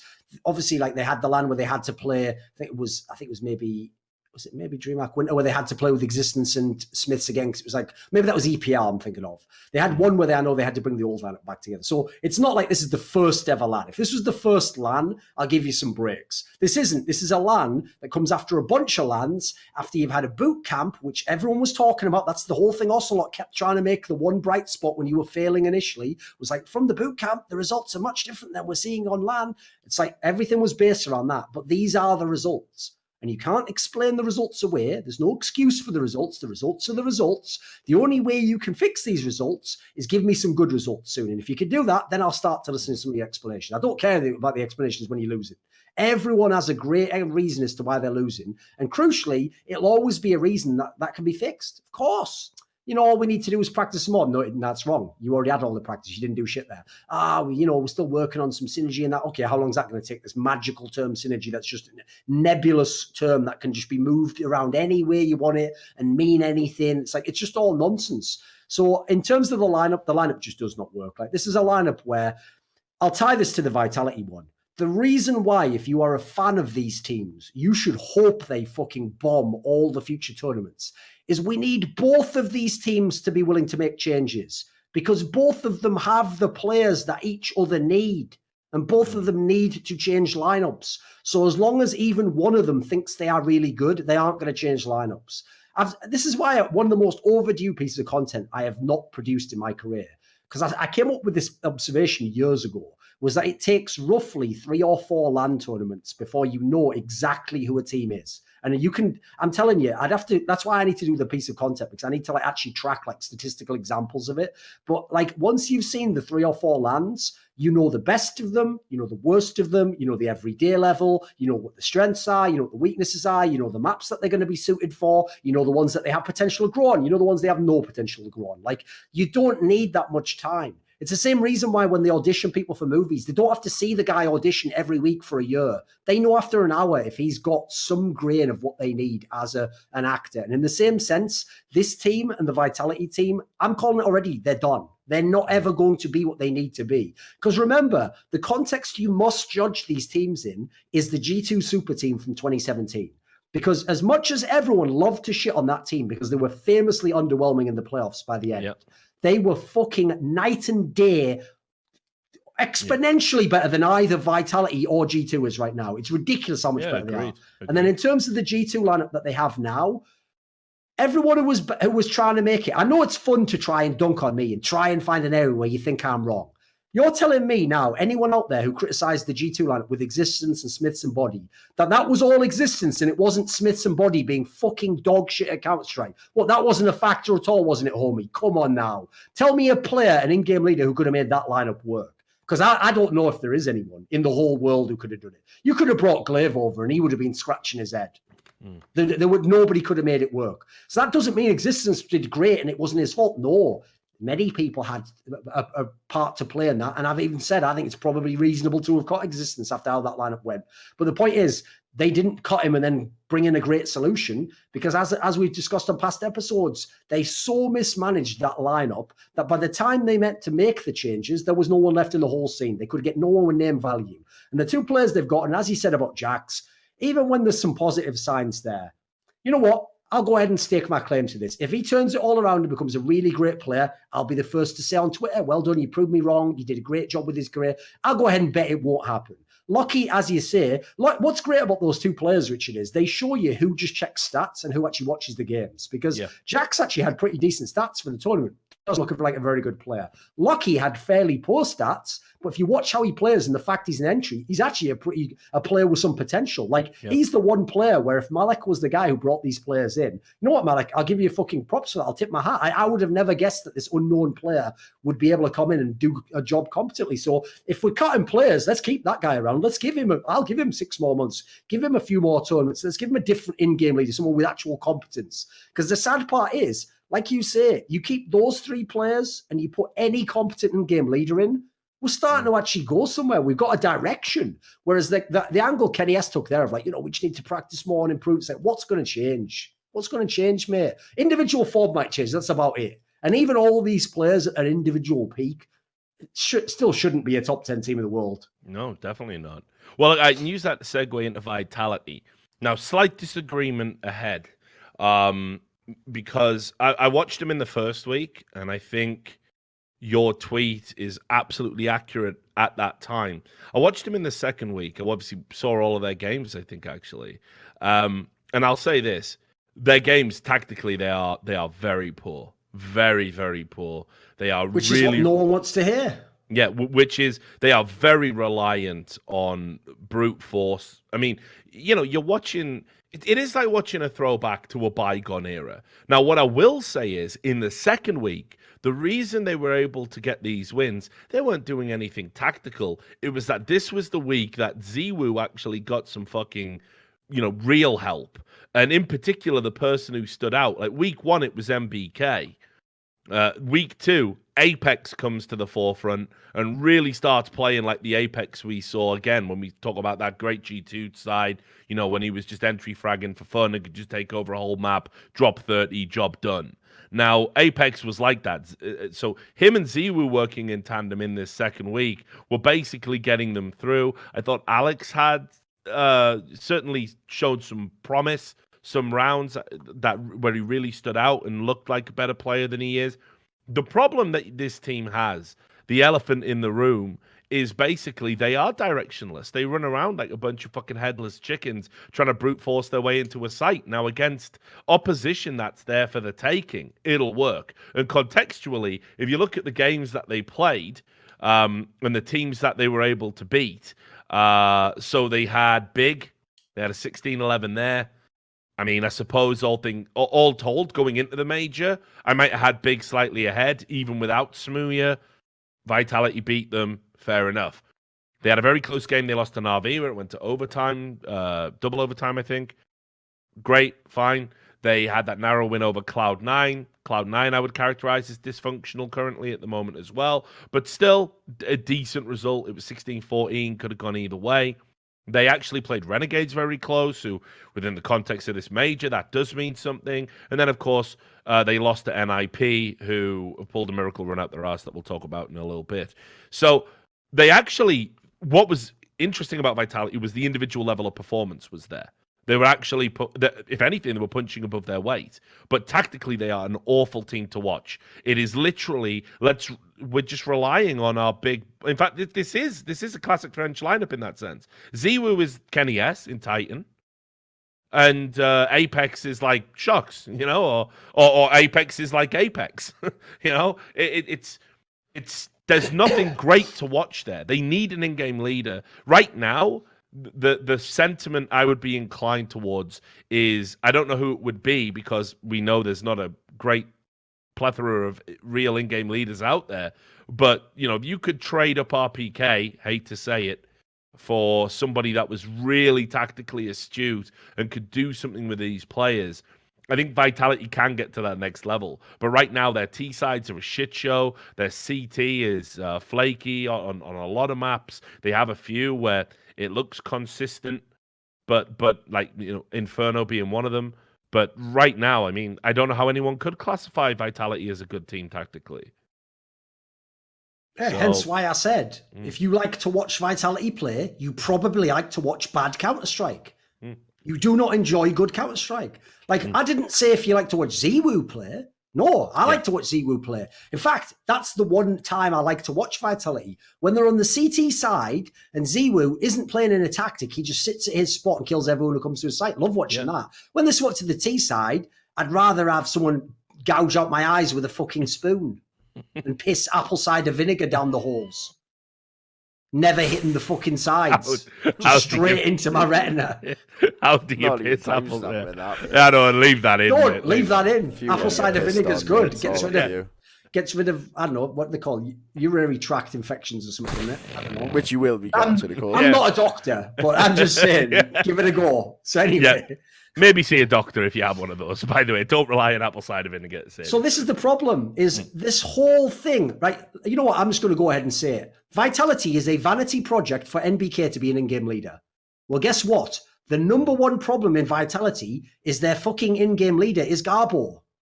Like, this is the team he picked. Not only did he pick them, he picked a whole bunch of talent. Remember, he used to have Happy as well. He picked fucking major winners, some of the best players in France. The existence lineup, I've just mentioned before, he had in that lineup to accept having Smiths, who literally didn't even play Pro CS anymore, and Body, who I thought was washed up for a year. So he had a very flawed lineup, and then he failed with it. NBK had the pick of the litter, failed, and now wants to simultaneously fail, but gaslight us all that he's actually secretly succeeding somehow, and you're not allowed to critique them as being a bad team. They're a fucking terrible team. They've got some good players in there, so if we were to do the same thing again, this team, what's mad about this lineup is this one isn't even the one where it's obvious like half the team has to be cut. You can go like 3 or 4 different directions you want in this team. Pick almost any 3 players you want, with the exception of RPK. You could make a good lineup. The difference between G2 and Vitality, who, by the way, are almost at the same level, is just that ZywOo's so good at the moment, he's hard carrying Vitality slightly above. The real difference is like this. G2's lineup, I didn't even expect to be this good. They're actually, for as bad as they are, better than the lineup looks on paper. Vitality's lineup, much worse than the lineup looks on paper, because I do expect more from MBK. I do expect more from Apex. And I don't expect them to have 1 week off each. I don't expect them to go, right, MBK, your turn on first week of the major. I'm just going to shout and do fuck all. Oh, you're shit in the bed now, right? I'll have a go then. It's like, this is the reason why I'm actually outraged by Vitality more than G2 is because they're just fucking wasting ZywOo's time. These are supposed to be the vets that take him to the next level. He's taking them the next level. They shouldn't be in a fucking major. They should be qualifying for the next minor with all those other teams in that nightmare, like 256 team online qualifier where half the teams are cheating against you and admins don't have time to ban them all. That's where people like MBK and Apex, based on performance of the last 3 months, deserve to be overall. Because if it wasn't for ZywOo, you would be there. That's exactly where you'd be. So I actually find it a disgrace that you're literally leeching off a fucking young talent and then you're trying to act like you're the one doing all this shit. Like, when you come at me like that, you are implying that you're doing fine and that I'm being unfair by doing this. Nah, you know what? Whether now or not, I'll always be fair to reality. And if that means I have to betray you to be fair to reality, I'll take that choice every day long. I don't care if you're my best mate or not. I'll always take reality over some bullshit, like popular opinion that is just the kind thing to say. This isn't a business about kindness. Kindness is like where you just like, it doesn't harm anyone to say this. It does harm people to say this. It actually tells someone like ZywOo, you know what, mate? You need to do more. You need to step your level up some more. You're not playing well enough. No, he's doing everything he fucking can. And even though he was slightly underwhelming now, how young is this guy? It's his first ever major. He's played like 3 real LANs. This is ridiculous. Yeah, and not only that, I mean, the caliber of the opposition, again, massively jumps up week 2. Of course. And ZywOo's stats are still very good. I mean, you know, he answered the question, for me at least, what happens when he meets heavy hitters, and turns out ZywOo plays Not as good as he does against the shitbags. Still a good player, yeah, for sure. but still very good. Yeah, for real. And easily the best thing about Vitality. Sadly, I already know that's going to be labelled to me all the time now. Now people are going to pretend like I said ZywOo was shit. No, I just said he wasn't the greatest player to ever play Counter-Strike. This is really the world we live in. To say ZywOo is not the best player ever means that I want him to fail in every match. That's the mad world that you must live in if you have Thorin derangement syndrome. Everyone needs a derangement syndrome. Me and you got him. But yeah, but like I say, I think ZywOo, I think ZywOo is like, this is how burnout happens. They need to watch out for that. Because remember what happened to fucking Kenny S in Titan? Remember what? I mean, shit, we've seen this with young players. Yeah, you're dropping 50 every game and you're not winning, and you're not kicking on in tournaments, and you're trying to carry players who are more experienced than you. In fact, actually, you're trying to carry players who are simultaneously telling you how to play as you're carrying them on your fucking back. That is a fucking nightmare. That will make you lose your love for the game like nothing else. And we saw what happened to Kenny. He spent fucking 18 months in the wilderness after that, wondering what the fuck he was going to do before he got back in a good place. And you don't want that to happen to a talent like ZywOo. It's fucking, it is a genuine worry. So yeah, you're right. I think people do need to step up their game a little bit on Vitality. But look, and by the way, there will always be a very, very simple way to make me look silly. Do it in the Counter-Strike server. If you can't do it in the Counter-Strike server and you come at me on Twitter, that's fair game at that point in time. If you want to go head-to-head on Twitter, we can do that as well. You're not going to like the result there. Do it in the server. If you're capable of doing it in the server, do it. If you're not, then you're full of shit. End of story. The other 2-3 team was Cloud9. A lot of it takes on a different complexion is what I'll say. Because obviously the sad news about Flusha's mother. Yes. Yeah, yes. At the tournament. I mean, there was a little bit of Schadenfreude before, obviously, because when they 16-3'd MIBR, there was those tweets aimed at Sponge, and then they got 16-0'd. Is this what this community is going to be like from now on? Are we just going to attack everyone who has a real opinion? Yeah, well, evidently, right? I mean, you're seeing a trend. I think probably some of the older guys are starting to die out, and we're being left with a younger audience, and that they'll grow up and they'll get it, and then but for the next 2 years, I think it'll be a pain in the ass. Well, it's telling to me that the people they're fans of are the people who just post borderline racist jokes and autistic jokes all day long on Twitter. So it really says something about like the sort of level of commentary that people apparently want. Now, it's not most people, but it's the people who are the arseholes on Reddit. So Cloud9 then got 16-0 by Astralis, and they sort of made fun of themselves and played up. Then obviously during this tournament, Flush's mother passed away suddenly. I don't have any insight into the details about it, what happened, and nor would I share them if I did. But obviously, this is your in-game leader at the biggest Counter-Strike tournament in the world, basically knowing that every time he wins a game, it's one more day, one more week before he can fly home and start the grieving process. So it takes incredible courage and fortitude to even want to get on the server. Now, incredibly, despite all of this, tragedy, Flusha was able to play really, really well.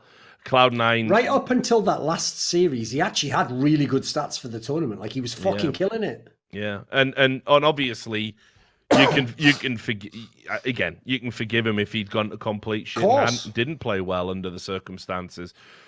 But the final series where they lost 2-0 to FaZe, great comeback on Cash, nearly a great comeback on Dust 2. Cloud9 was a strange one for me. I saw fits and starts. Like, obviously, Automatic, by the way, is still the best North American player who isn't in Team Liquid by a fucking distance. Could easily be on any team he wants in the world.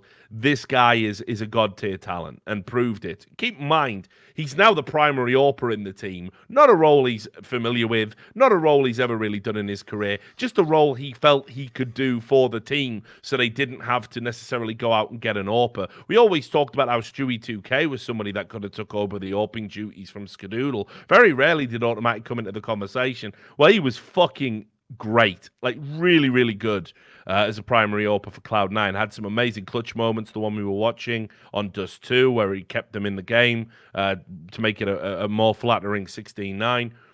flusha, as I said, under real dark circumstances, put in a great performance this tournament, and commendations for his warrior spirit. Kiyashima continues to show the French scene what it's missing. The question mark for me was about Zelzis, and he had fits and starts, and I think he did prove the doubters a little bit, but he wasn't consistent enough in the big games, in the big moments. He's a very good pistol player. Now, for me, I think he did enough at this major to maybe stick with developing him as a prospect. I don't know if you agree about that. Rush was up and down as well. I don't know where he's been these past 6 months, maybe even a little bit longer.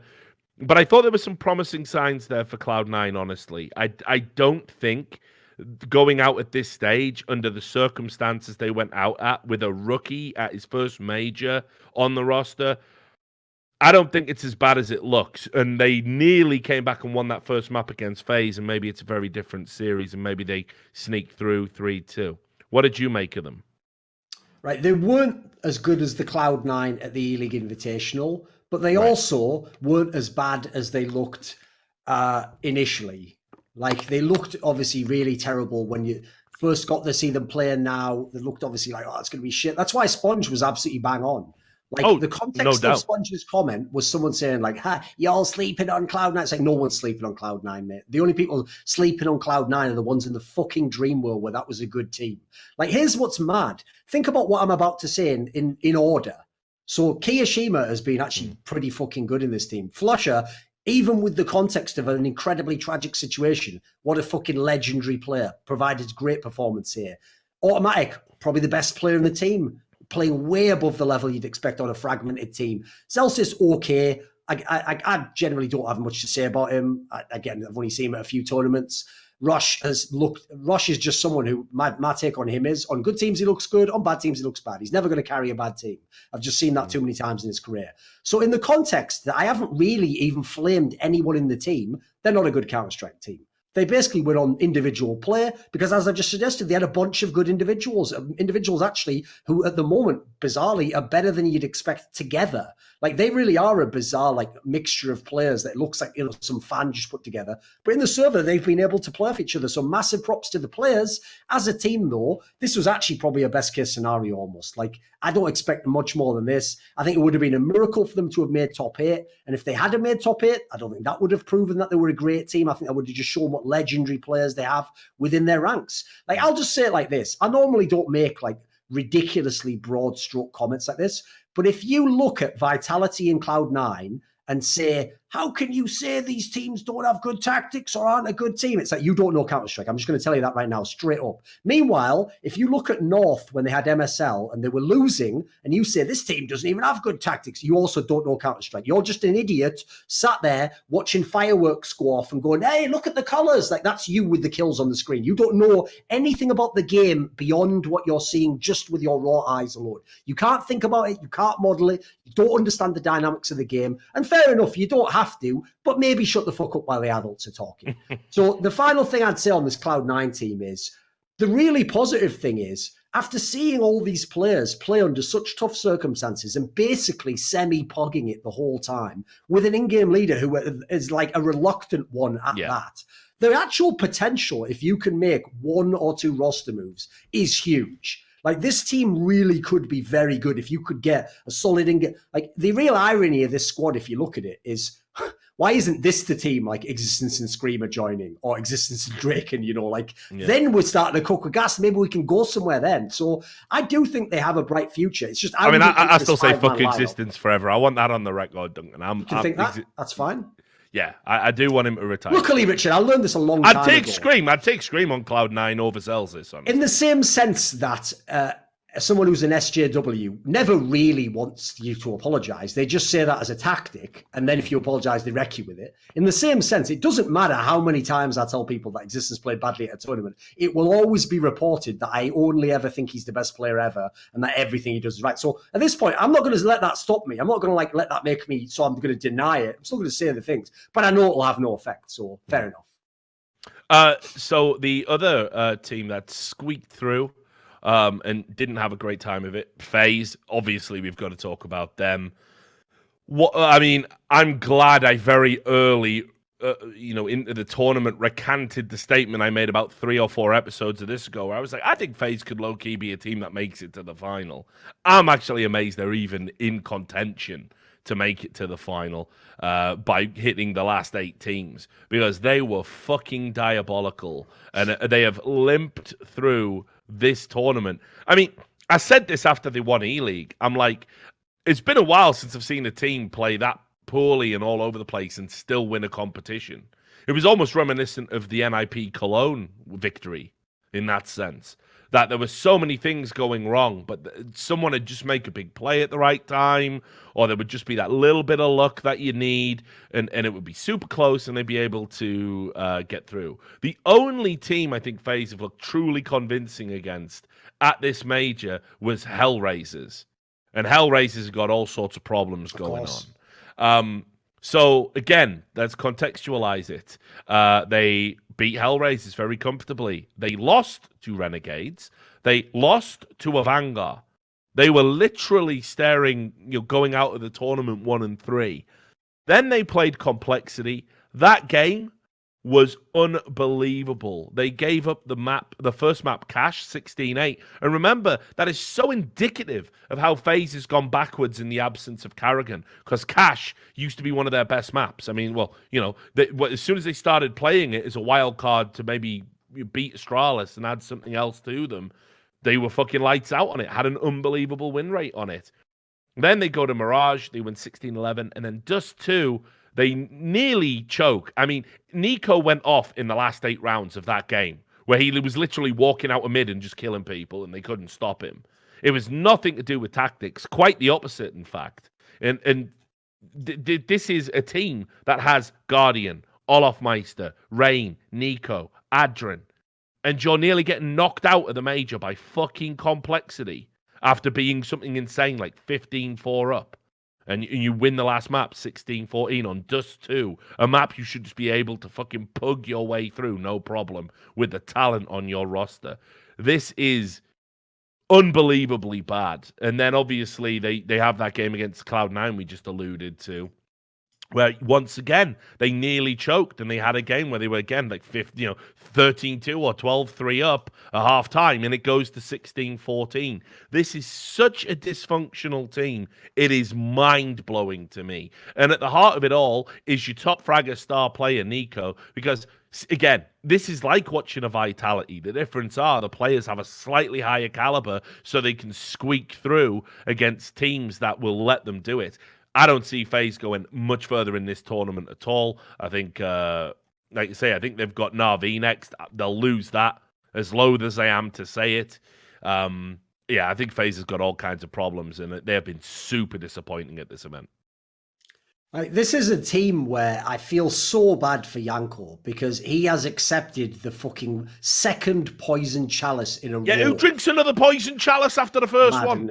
Isn't it mental? Well, to be fair, on this one, he's done himself, because he's trusted his mate. And you know what? As everyone knows, you do not fucking work with friends and family. It will ruin your friendship and your family relationship, because what happens is when they then fuck around and do stuff that's not professional, it then ruins the friendship. It then ruins the personal relationship, because it's going to impact that. You can't separate them in that sense. So the reason why I say that is because, like, as far as I can tell, I don't know if Janko's done anything in this team. Like, they do all the same mistakes they did before he was there. They still force buy every time they want to. They still play maps that I don't really understand why they're playing. NiKo still does all the same shit. Like, the very idea NiKo has the gall to turn to someone like Karrigan and tell him, you're not doing a good job at doing a loose style of calling, then go on to the same maps and just call, like, go short A on Dust 2, like 9 times out of 12. Like, shut the fuck up. Who are you? Who the fuck are you? What, because you can hit a headshot, because you can do this with your wrist slightly better, you know more in your brain than that guy does. He's forgotten more in the last week about Counter-Strike than you will ever know in terms of tactical Counter-Strike. As an individual player, he'll never be on your level. He'll never know what it's like and what it probably you have to deliver those performances game after game. Yeah, I'm with you on that entirely. But you don't realize it's the same inverted for him tactically and you tactically. Like, FaZe Clan with Carrigan never looked as bad as this. They had a lot of problems. Not even at their worst. Not even at their worst point. Oh, no. I even said as well, that's another move where I'm not against them removing Carrigan. I thought they'd run their course with the lineup. They were going to have to make drastic changes anyway. So I understand why the 4 players are going to get together and go, well, listen, as opposed to 2 of us getting cut, why don't we just cut him and see if he's the problem? I don't even mind that as a concept. The problem is it hasn't worked. And we've now seen a bunch of lands and the results are fucking dire. And the problem is FaZe Clan has too much skill to properly bottom out. And that is the worst thing that could happen to this team. Because if they truly bottomed out the way they should, if NiKo played 15% worse, they would become in last place in these tournaments. They'd get banged the fuck out and there would have to be player changes and a systematic overhaul of the entire team. The problem is, as usual, when you have insane talent, you have a mad puncher's chance. Because if this was a team that had 2 of these players, you'd say, well, if those players go off like Hellraisers, if Woxakanissa goes off, of course it's possible. They have 4 of these players. So, of course, it happens sometimes. The problem is, I even still think now what's mental is there's still a mental puncher's chance when they make the semi-finals, when they beat Na'Vi. Still a mental punch. There's probably even like a 10% chance they can make the final. I just hope to God they don't, for everyone's sake. For the sake of Counter-Strike, for the sake of the major, for the sake of the players in this team. The saddest thing about this is, because NiKo's doing this to himself, it becomes even more tragic. This guy's level at the moment individually, he should be on a team that can win this major right now. He should be on a team that is like, after Astralis, his team should be the number 1 favorite to win this major. That's the level of talent and individual ability he has now. But unfortunately, he's also his in-game leader. And as an in-game leader, he's Garbo. So as a result, he himself holds himself back from what he could accomplish. So I don't know what positives you can possibly give with this team. It's like, I would just say to some of those players, it's time for some of you to genuinely sit back and reflect on the fact that you have a very weak understanding of how Counter-Strike is played in 2019, because you think that this is the right way to play. And it isn't. Individually, a number of you are extremely good players. In terms of where team Counter-Strike is at, all that shit of like, we just YOLO and make plays and just do things. And, we all know our roles. I'd be surprised if you each knew one role collectively. Like, at the moment, I'm not seeing any of it in the game. Here's all you need to say, FaZe Clan. Go look at Renegades. Is there a single player on Renegades who's better than the best 4 players on this team? I don't know. It'd be debatable. I'd have to really find reasons as to why. But as a team, Renegades night and day better than this team. Renegades is about 10 times better as an actual cohesive team than FaZe Clan. That's an indictment against everyone on that team. Yeah, I like to say, we'll get to predictions right at the end of the show. Just incredible that they're even in that last 8 as far as I'm concerned. And it's like, I think you said it on the stream. I was rooting for Cloud9 as soon as my pick'ems were secured, because I think that would have done everybody a favor. Now, I think actually I've got an interview with the new FaZe CEO lined up. So hopefully I'll be able to glean some insight into what's going on there, because I think they do need to make some wholesale changes. The first and foremost wholesale change has got to be bringing NiKo back to fucking planet Earth, like rescuing... sending out a fucking spaceship to fucking bring him back, because I'm sure he thinks he's fucking the greatest. I really believe it. I think he wakes up and looks at fucking Simple being number 1 in the player rankings and thinks, I'm the fucking greatest in-game leader as well, though. When am I going to get, I think he's living that fucking maniacal narcissist life. And it's just there in this team. Like, there's nothing sophisticated tactically about them at all. And it's like you say, they've got just enough talent that it doesn't penalize them when it matters. But it nearly has. And you've had to rely on NiKo to go off as well. That's the crazy thing. Adrian hasn't even played that bad. It's like the team is just a mess right now. It's just people sort of going through the motions, no fire in the belly, no direction, just taking a nice big paycheck. Like, it ain't good enough. And if he wants to fucking hold himself to the same standard he evidently held Carrigan to, well, now we need to start querying whether or not you need to be cut from the team, right? Because this is 2 events. Now, sure, you won one of them, but you looked awful, and it was only a four-team invite. One of them was fucking big. One of them was this patched-up Cloud9. You didn't beat anyone real there, They're like the fights you have when you climb in the weight class. These are your championship bouts, and you look fucking shit. So, yeah, FaZe's got problems for my money. But we can talk about NIP. I said we would. I said there was no way they could make it to the last 8. I just didn't feel they could. I'm still kind of processing how they did it, honestly. There's a few answers to that. I think first and foremost, they did catch the right teams, I think. Like, I'm not saying it's luck, but sometimes you need a little bit. And they got the dysfunctional NRG. They got Hellraisers. That gives you 2. They put in Vitality is the decider. Yeah, and they did put in a very good performance against Liquid when they lost. It was on Overpass. Who knew? That's one of Liquid's better maps, so a lot of credit to them on that. Then obviously they did lose 2-0 to MIBR. I kind of felt that was when they were going to get found out, and you have to understand why. Forest has been unreal at this event. Him and Rez have been unfucking real. As I said, on the matter of whether or not Forest is the GOAT, he might be, for me, taking into account all versions of CS. That might be a romanticized version in my brain. The problem with that is, Richard, why have we had to invent a category that never existed? Yeah, true.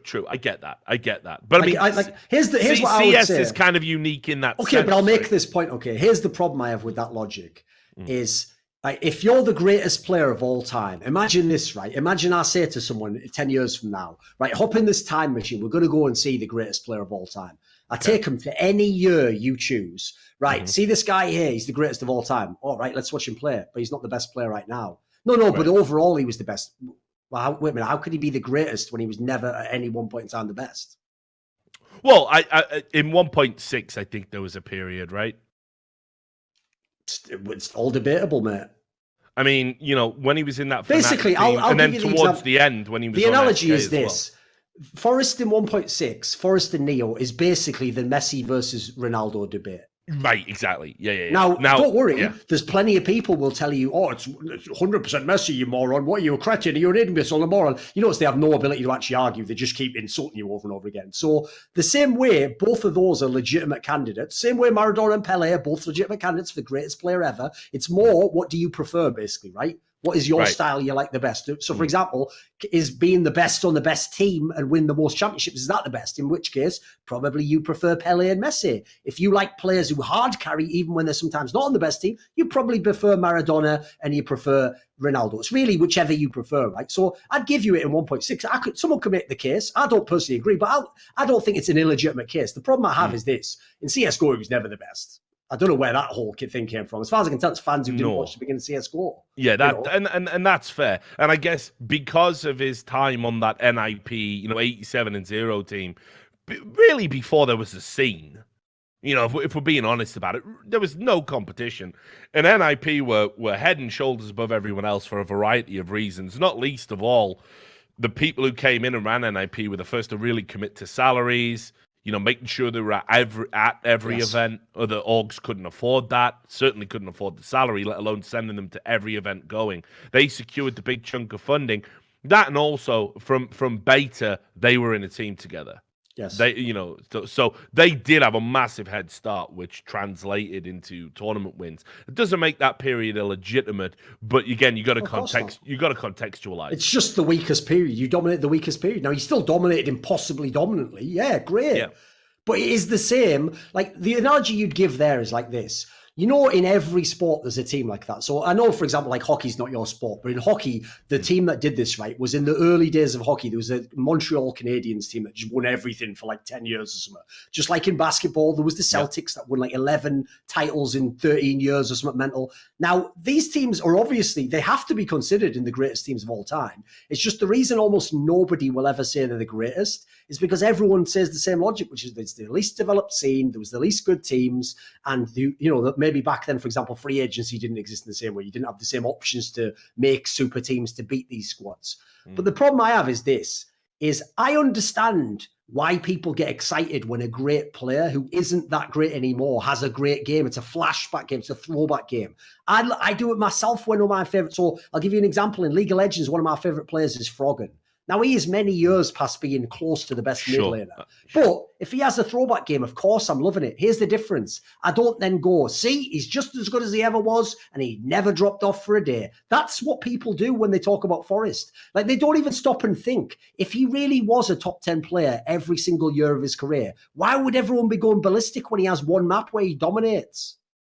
It wouldn't be the case, would it? Yeah, so I think, well, I mean, I will say for this major, he hasn't just had a throwback game; he's had a throwback tournament. He's had a very good tournament, sure. Yeah, but I think the problem we've got is because Counter-Strike spans so many versions that were all distinct and different from each other, including one version that Forrest never played. Of course, yeah. But players from that version do play in CS:GO.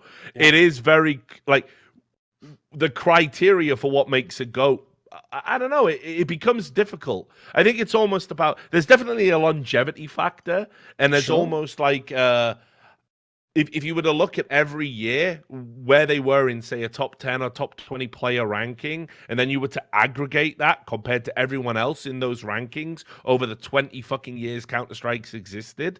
That I guess that's the metric I'm sort of using in my brain. Yeah, well, that's what's funny, Rich. That was what caused that whole thing where everyone just misinterpreted everything I said. Remember the point I made, which is that, you know what, I never said you can't do it, by the way, but I said, if you are going to make the case that Forrest is the greatest, primarily on longevity, then you also must admit, and I purposely picked this example because I know nobody who likes Forrest wants Device to be the greatest of all time in CSGO. Because the same logic, the reason why your brain is telling you now Device can't be the greatest is because he was never the greatest on any single point. But in terms of longevity, he wins because no one else has like a 4-year span like he has. coldzera hasn't even played for 4 years. Golofmeister's had a couple of years he's been carried. Get Right's been garbage the last 2 years. Nobody has that span. So if you take Device being like, even the HLTV's bullshit of like 5, 5, 3, 3 or whatever, like that means he is on average the greatest player of all time. But again, it's illogical, isn't it? If he never was the greatest for 1 second, that he's the greatest forever. How does that make sense? For me, you see, this is probably why I differ from the average, Redditor or whatever. I'm actually happy with that argument. Again, I concede it. It's an argument you can make. Yeah. Yeah. And the reason I say that is because, look, Simple is the best player I think I've ever seen in any version of Counter-Strike. Unreal production, unreal numbers, unreal just moments, like anecdotally, like that you just see him do things that are unthinkable. Unthinkable. I don't think I've ever seen a player hard carry like this. We are talking 1 year, maybe 18 months, right? So if he does this all through 2019, and then maybe a little bit into 2020, I'm very quickly going to start putting him to the top of that discussion. Do I think he can be called the GOAT? Yeah, absolutely not. Greatest individual player we've ever had, not the GOAT, because again, it's that of all time component of it. Greatest player we've ever had in CSGO in terms of individual skill? Yeah, fuck yeah. Unbelievably. But I'd be a lot happier if somebody said, look what Device has done. Look at all the tournaments he's won. Look how consistent he was. Look at his rating over time. He only had that one period where it was all about Device choking in semifinals, that meme where, he went missing in a few big games. Every game prior to that, the top fucking player statistically on the Danish lineups, unbelievably consistent, so many trophies. I'm happy if somebody presents a package argument as Device being the greatest. It totally works for me. And if we're just talking CSGO, obviously, if it was a choice, hey, Richard, we need you to cast a vote. You're the tiebreaker. We're going to do a big award ceremony for Forrest being the greatest of all time in CSGO or Device being the greatest of all time in CSGO. It's a fucking no-brainer. I'm voting for the Dane every fucking time, of course. So, it's that holistically, it's that period of history, and again, the reason Forrest has that advantage when you make that articulate that argument mentally is because how many players have played for that long and haven't got to complete shit. I mean, even Neo, the last 2 years of his career are fucking sad. Of course.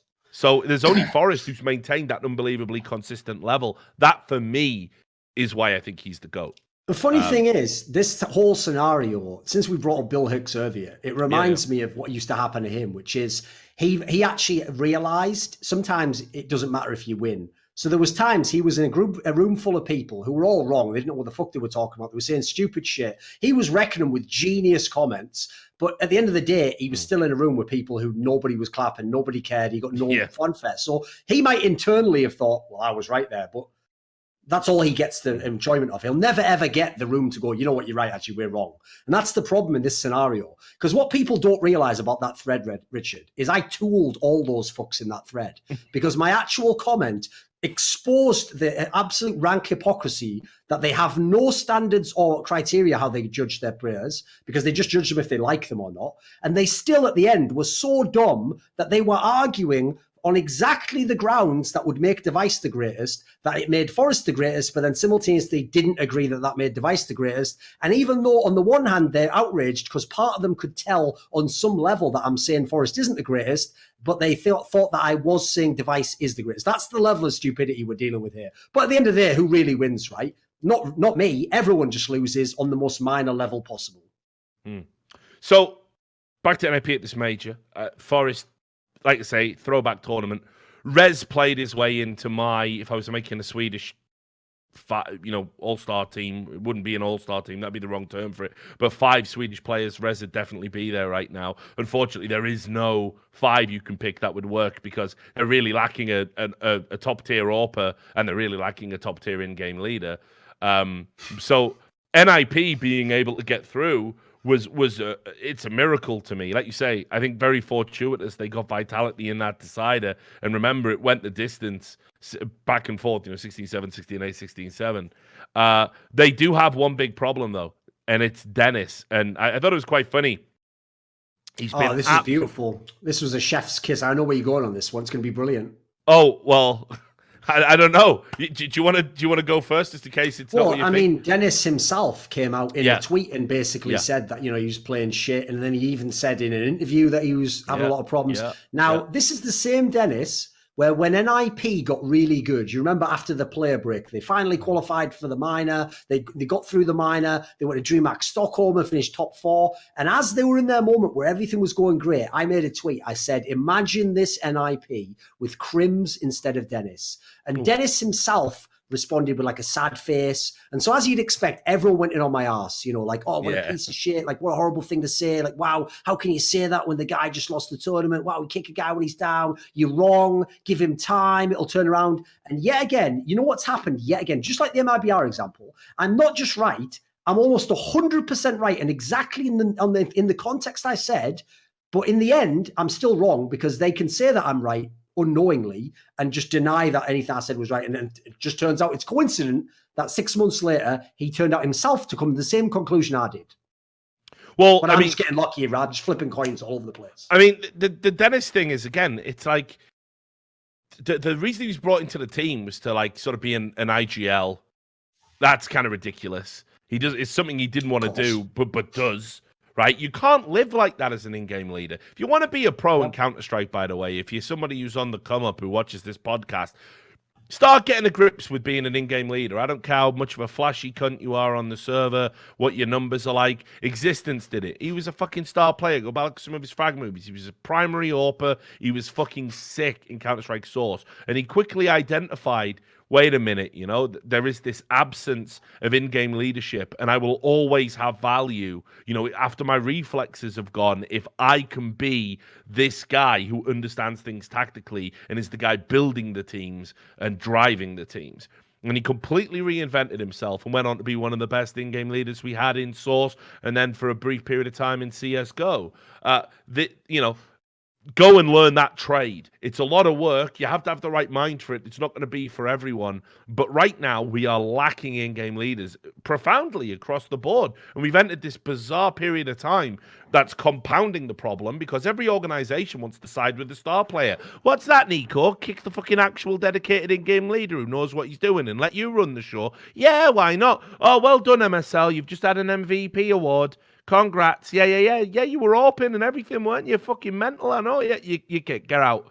Well, surely you're replacing me with somebody good and competent. Nah, Cadian. It's just what the players want. They've had enough of your 5 head. See you later.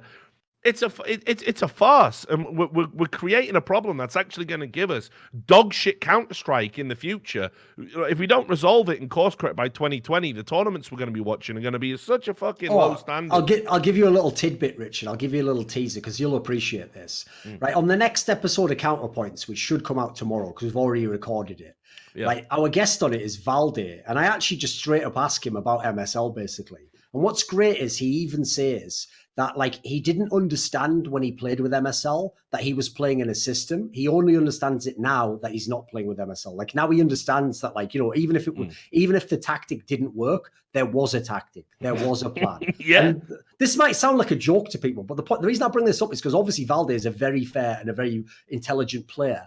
And what he has come to the conclusion of is something that these FaZe motherfuckers still have not got through their brains. They still don't get it. And until they do get it, teams like that are just going to always be, they're just going to be washed around on the sea. Like what happens is the ocean is like their individual skill. And depending on what happens, if this date's a great date, well, brilliant. If it's a shit date, well, we have nothing. We have literally nothing to offer you.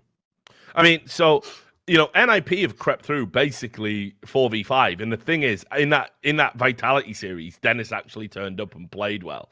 And I had some guy message me going, haha, you fat cunt. What do you think now that Dennis has played well? Well, I think the facts. I think he's had one good series at this major. He's a massive drag factor on this team. I don't know what he does. He's not the pistol player he once was. He's not doing high production. I don't even think he's actually the IGL right now. It's obviously Lekros took over from it. So he's redundant in that role. So it's like you brought him in to be an IGL and be this powerhouse pistol player. None of that happened. You had to get somebody else, make them the IGL, who's been also hit and miss, probably because they're an IGL, another one having to learn it on the fly. Dennis himself in interviews is going, sometimes it just feels like I'm playing a game I've never played before. It looks like you're playing a game you've never fucking played before. You single-handedly cost NIP so many fucking rounds. It is mind-blowing to me. There was this one where they were diffusing on Inferno in the Vitality, I think it was on the Vitality one, or it might have been in the series before. I think it might have been the MIPR game, actually. They're diffusing, like, right next to the coils, and there's nobody watching him. It's just a guy diffusing with his back to him. And instead of just taking a wide swing and just killing the guy, he tries to spray through the coils when he's got 12 bullets in his gun. And they just get the full, like, 10-second defuse because he has to reload. And it's like, motherfucker, like, that's like some amateur hour Silvercasts bullshit. Like, all you have to do is just calmly take a step, two-tap the guy, run back, they're out of time, you win the round. In the moment, you couldn't do that. You're a seasoned pro. You know, and the sentimentality and the saccharine bullshit that comes out of NIP fans. They're like the Liverpool fans of fucking Counter-Strike, the way they just live in the past and romanticize everything. As long as he's one of ours, like. As long as he's one of ours, like. You know, that's NIP fans to a fucking nutshell. In that thread about Dennis, they were fucking going, I hope Dennis sticks around me, like. I always say this. The worst enemy, serious? The worst enemy of a losing team is their fans, because the fan is the guy. I'll give you the perfect example here, Rich. Right, you know, in the Super Bowl, they do that thing now where for all the big playoff games, they mic up some of the people and you can watch afterwards, like you can hear what they were saying during the game. Well, they had a mic'd up for the Super Bowl, and one of the people they had mic'd up was Sean McVay, the coach of the Rams. And you won't believe this, mate. At the end of the game, when obviously Jared Goff, the quarterback of the Rams, has been shitting the fucking bed the whole game, he comes off the field after shitting the bed yet again, failing to score. And Sean McVay goes, "You're doing a great job, man." And you should see the look on Jared Goff's face, like, "I'm obviously not. Like, what are you saying that to me for?" That's what idiot fans are like. It's like you've had the worst game of your life. You come out and you go, I've had such a bad game. And then a fan comes up, "Hey, man, you played great in that one." It's like, oh, Jesus Christ. Are you saying that as well? Like, that makes it worse. There isn't a single NIP fan that should want Dennis on the team based on what he's brought to the team. You know what's sick as well, Rich? Months. The reason, I'll give them a selfish reason not to want him. Do you like Dennis the player? Because I do. There's the best reason to want Dennis off. This guy will become a wicked player. I promise you. Send this guy to another team. He'll be a good player. I guarantee you. He actually reminds me of Tarek. Because Tarek, when Cloud9 was bad, he couldn't make them a sick team. He was just an okay player. Similarly, Dennis in the Snip, not a very good player. Dennis on Fnatic, one of the best players they had on the team, a very good player. Tarek can be a very good player. These guys have skill. They just need to be in the right system. I don't know. I think his box has gone, mate. I think Dennis has fucking lost it. I think he spent 6 months not knowing what to do with himself. He could have ruined his playing style. No, I'm telling you. Think about it. How many fucking pro players actually sit there and go, I don't know what I'm doing in an interview? And then they're tweeting out publicly while they're at a fucking major saying, I'm playing like shit. I don't know what I'm doing. It's like... It is bizarre to say that while you're still in the tournament. No, yeah. You remember your teammate's going to read that. Yeah, but before must-win matches, I think his box has gone. I legit think he's lost it. I think the fucking player that we remember, the Dennis that went to NIP, the one that was going to fucking fix everything, I think he just got lost in shipping, mate. I don't think it's him. I think he's one of the pod people. Because I watched the player play now, and it's not him. He doesn't do Dennis things.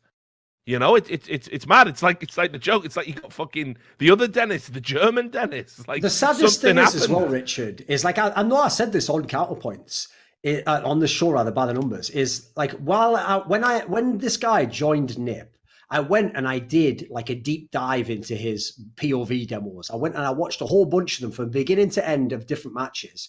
And what is mental is I already thought he was a good player before, but I'm not exaggerating. When I watched his demos, he was one of the best CSGO players I'd ever seen. That sounds like an exaggeration, but as in, because he was always in like aggressive, like entry/semi-entry/follow-up positions, he wasn't getting amazing stats because he was dying a lot because he was, it was that scenario of like, it's like if you're someone who's like a guy who likes to fight in the pocket as a boxer, you're going to get hit. You have to.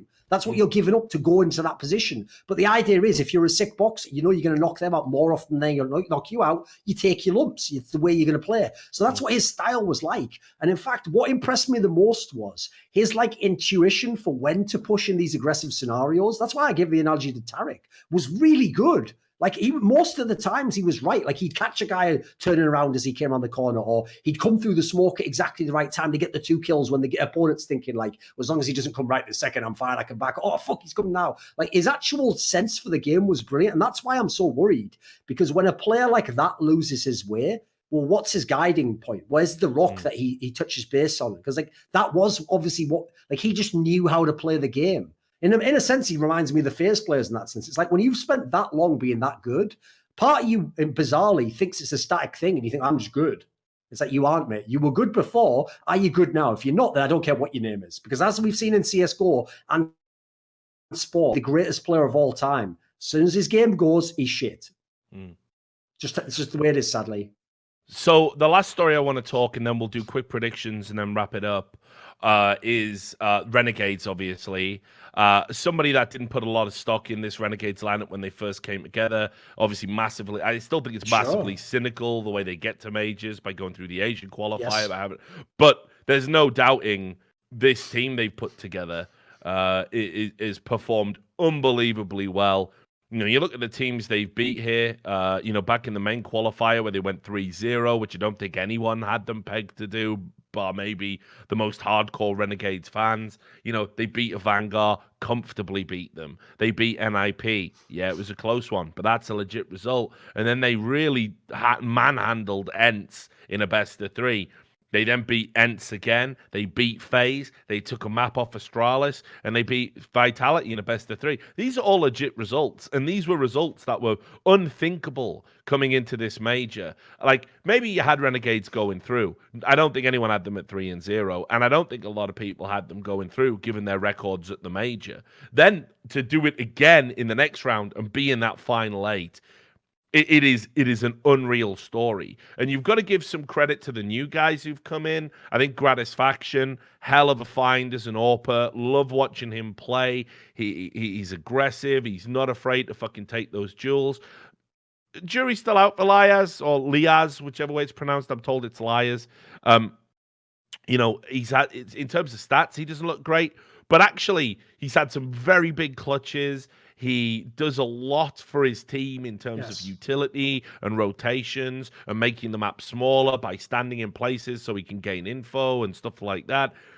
Very important to the system they're playing. But you need to honestly look at the 3 guys who were already on the roster. And that is Azza, who is the in-game leader and now is like one of the statistically best players on the roster, pulled himself out of a real slump and did it by being the IGL. JKS is back to the player we always thought he could be. And Jacob, who's been fucking drinking in the Last Chance Saloon for fucking 6 months, is actually looking like the player that played for G2 in Cluj when everyone said, holy shit, what a find. Finally, he's got his career back on track. So for me, it's like, I don't know what the new guys brought in terms of motivation for those guys, but it's actually about the three who were already on the roster for me. They've all pulled themselves up to a level of performance that was unthinkable 6 months ago, 3 months ago. This has been the biggest turnaround I think I've seen in Counter-Strike for a long, long time. It's crazy how good this team are. Even though you can go watch the Pick'em videos, they're on the internet. Even though I confidently picked Renegades in both phases quite early on to make it through. Basically, after my favorites, I picked Renegades both times. Even I did not expect this level of performance. Like, I thought they would make it through. But, you know, there'd be moments that would probably be a bad game or a bad map and there'd be a letdown. The mental thing is, I don't even know if they've had a letdown the entire tournament. Like, they've just looked fucking fire almost every map I've seen them play. It's ridiculous. So I will say some of that is probably overperformance. Like, I doubt it's reasonable to expect that all the time like this. Because if it's true, by the way, if this is who this team really is, this is going to be like the 6th best team in the world tomorrow. Like, just forget about it, guys. It's going to be ridiculous. You'll never see an Australian team at this level, maybe ever again. So, like, I am very impressed on that point. I will also add that, well, if we talk about some of the players, like in terms of Azza, you know what, Nico? I'd go and hit up your mate Kassad, who's the in-game leader, who's the coach of this team, and get some fucking tips on what it's actually like to be a big frag and in-game leader, because you don't know anything about it now. You know everything about big fragging. You know nothing about in-game leading. Well, here's a guy who wasn't an in-game leader. He has never been an in-game leader, and he has taken this role on, and he is leading a team properly. This is a team with real strats. This is a team with a real map veto. Again, I'm giving credit to Kassad as well, because every Kassad team I've seen him on gets well, just before you continue, let me just add to that, because I was going to bring it up. How much do we need to credit Kassad with? Because Kassad, for me, has always been someone who has been well respected as a coach behind closed doors. I think we've maybe criticized him on the show before. I think, was it during the Mouse Sports period, maybe?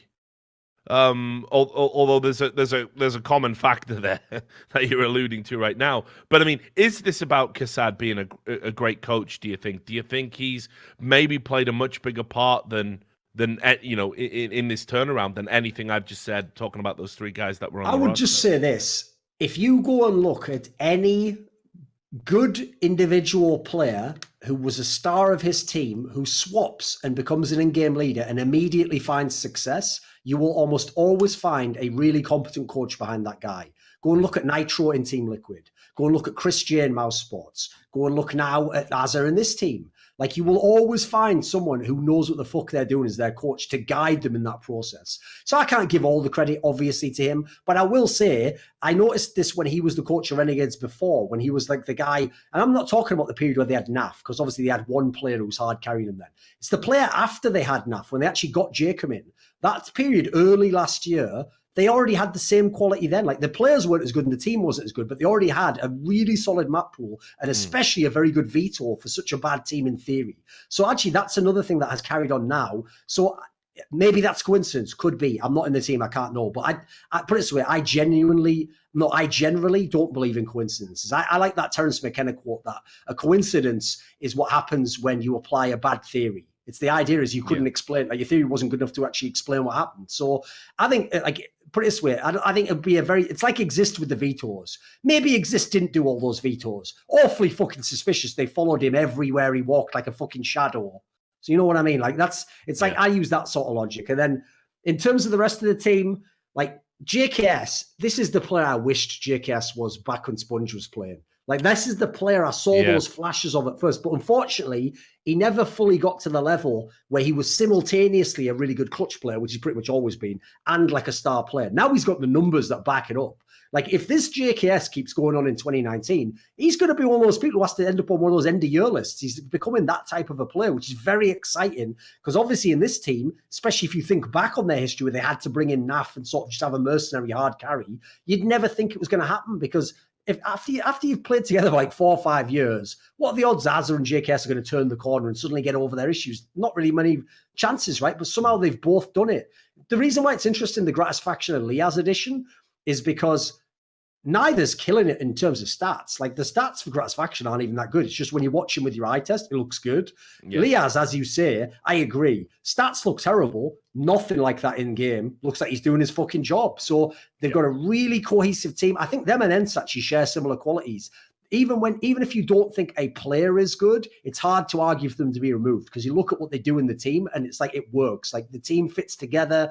It's cohesion. They're consistent. They have a good map pool. They interesting enough, both teams don't have crazy fragging. Like actually, Renegades doesn't have people blowing the stat sheet up generally, aside from the AKS and then some of the Azza games. But that shows that they've done this by being a real team. It's like the joke I always make is this. It's like, in the same way as if you're an individual player, you want to believe that, like, well, nothing can stop me fragging them, right? But we all know they can. We've all seen Simple get shut down by Astralis. We've all seen coldzera get shut down by Astralis. That ain't because Astralis have better players. The point is, if you play as a team, it's always been the concept in Counter-Strike, is if you can have 2 people shoot the best player in the world, probably one of you kills him. That's what makes it an amazing and compelling game. If it really was a game where the individual players just won all the time, it wouldn't be a very good game to watch, guys. Because at that point, every fucker would be an equal. They'd all just be some mad god emperor tyrant, and they'd just be bringing in players to just service them while they just carry and drop 40 and win the game every time. So be thankful it isn't that. Be thankful it is a brilliant game where you can have 5 people, 4 of them from the Australian region and another one that was supposed to be washed up, who can be better on paper, and better in the server rather than FaZe Clan with all those fucking legendary names. What a great story. Oh, yeah. And by the way, the flip side of the NRG example, because whereas NRG had all the favors in the seeds and fucked it up 0-3, this team made it through with the opposite. They had to play hard teams all the way up, and they did it. Yeah, I mean, again, remember, this is Renegades, having that's made it through after having to play FaZe, Astralis. It is pretty wild. It's a great story. So look, let's talk about the quarterfinals. I'm sure you're going to release a Pick'ems video, right? Yes. Thought you might. So we don't have to go into too much depth here, but I thought predictions for the quarterfinals at least would be appropriate. So first quarterfinal, Astralis versus NIP. I think NIP have done amazingly well to make it to this stage, but I just can't see them beating Astralis. I don't think there's a world in which they can do it. Your thoughts? No, the problem is there's no analytical reason as to why NIP should win. Like, even the maps that they have a chance on. So obviously, if they could get, like, if they pick Train, hey, that's a map you could have some interesting fun with against Astralis. We've seen they have a little bit of weakness there. I would even favor Astralis to win that. Like, that's the big problem in this series, is there's nowhere NIP can go that they're favored. And then as a team, they're not favored. As individual players, they're not really fit. Like, there's no real basis to it. Basically, the only angle I think you can come at to try and make one is the sort of intangible narrative angle of, like, well, they're not going to be, like, shook by playing Astralis. They've beaten Astralis in the past with some of their players. That's all well and good, and sometimes that comes into play. But the problem is that can only be activated if you could do it in the server as well. And at the moment, if I'm Astralis, if I was the coach of Astralis, I'm telling them, listen, let them believe that shit all day long. We'll just play Counter-Strike and win. The next one, a lot harder to call, I think. Renegades, who we've just talked about, versus MIBR. This is the toughest call of the whole draw for me. Yeah, there's so many factors going into this. You've got the fact that, yes, Renegades have played very well, but often you'll see teams that have these miracle runs, and once they pass the point of unreasonable expectation, that's where things start to go to pieces for them. It's like you've crossed the threshold of victory in your mind, and you kind of become a little less focused. That being said, I thought MIBR, even though they were at 3-1, didn't really tell the whole story. We've had, again, some throwback performances from coldzera, but they're playing Inferno. They don't look great on Inferno, not by a long shot. Still got problems on that map. So this is really, really tough for me. I think on my pick'ems I had Renegades edging it, honestly. I think the dream run continues, but I know a lot of people are gonna go for Yes. pedigree and Yeah. history and experience and all of that stuff. And I'm sure MIBR are gonna be heavy favorites in almost everyone else's mind. What about you? Right. This is where I have a really tough time. And so what I've had to do was use one of the techniques I've learned on the desk over the years. Whenever I'm forced, like I've got a fork in the road, I could go either way, and there's good reasons for both, which is whenever analytically I think one team should win, I ignore whether my gut and all the other narratives say that they should. And even if I feel like they shouldn't, if analytically I believe they should win, I predict them to win. So Mm. on that basis, I have to agree with echo what you've just said there. Like MIBR, they have the players to do it. Cold Zero himself is in God mode. They obviously have amazing history in that squad. They even have pre-existing chemistry. They have they're finally at a stage they've been at a billion times. Renegades literally never been at the stage ever, with the exception of Jacob once. So no experience whatsoever. But the problem is, I can't take, like I was talking about with the NIP one, intangibles and stack them up as though intangibles beat all the in-game shit. So the main problem I have is this. The in-game shit is all favoring Renegades right now. And I can't really find any way to pick against Renegades in the game. So logically, I have to say Renegades wins. Now, I do think the intangibles will come into play. Like, I think MIBR can make it tough for them. I think MIBR could make it 3 maps. I think MIBR could put them under pressure because they're going to be less stressed out by being in this scenario than Renegades probably is. Mm-hmm. But in fact, the only angle I can come at whereby it's at all, I have to think before I pick Renegades. I don't just insta-snap do it and go, great, I'm getting the great end of a deal where everyone's going to take the favourite of being MIBR. The only angle I'll go against is this, is it actually is unfair that they've gotten a team that played so few maps with this lineup. Because since Phelps came back, this is the only tournament they've played, and they actually went through very quickly and didn't play a lot of maps. So as a result, there's a very small sample size to go away and watch demos of. So I feel like that's the one downside for Renegades, is if you're a team like Renegades or your Ents, the more demos there are of the opponent, the more it's going to help you. You're going to be able to make use of that. You can't really do that against MIBR, but the problem is that is also obviously countered by the fact that, well, MIBR themselves don't know what the fuck they're going to do. They don't have the experience to do it. So I don't think that outweighs it. So as much as it's an upset and as much as it still sounds wild, I agree with you. I think the dream continues and Renegades wins this series by hook or by crook. Na'Vi versus FaZe. Again, I don't need to labor too much on this one. I think FaZe is a fucking shit show right now. Oh, by the way, there is an outside chance as well, just for the sake of saying this. Sure. MIBR, there is a world in which they keep leveling up each stage and they go to the who knows, maybe they even beat Astralis. It's not impossible. Just I have to say, I can't magically predict the future, so I'm going to say Renegades wins that one. Okay. Yeah, and I agree. I mean, the prospect of an MIBR Astralis semi-final, very exciting if it comes to pass, and certainly a lot more romantic than an Astralis Renegades rematch. Yes. Na'Vi versus FaZe. I think FaZe is a fucking shit show right now. I think honestly, in their minds, getting to this stage is job done. Getting to the final 8, securing their position at the next one. With this patchwork team with Adrian, who surely is a stand-in rather than a long-term solution.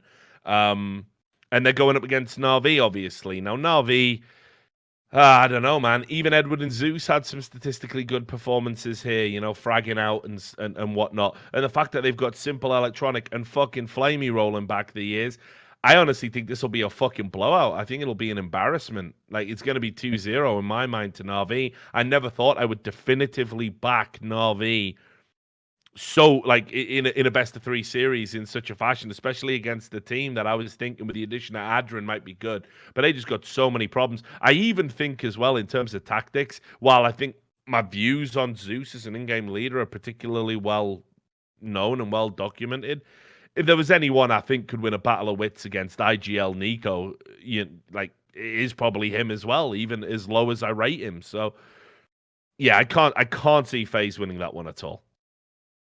Right. The main issue I have with this particular matchup is Like, first of all, like what you said there about like job done once you make Legend Spot.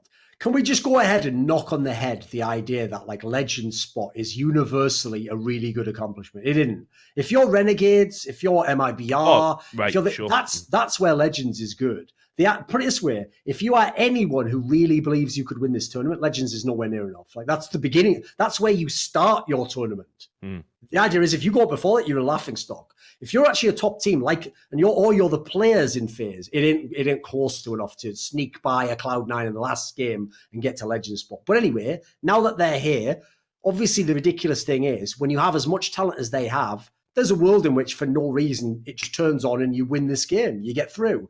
That is basically the only chance that FaZe Clan has. They have a mad puncher's chance because they have some ridiculous heavy hands, as it were. They can throw all the fucking haymakers and Hail Marys, everything. That's what they've got going for them.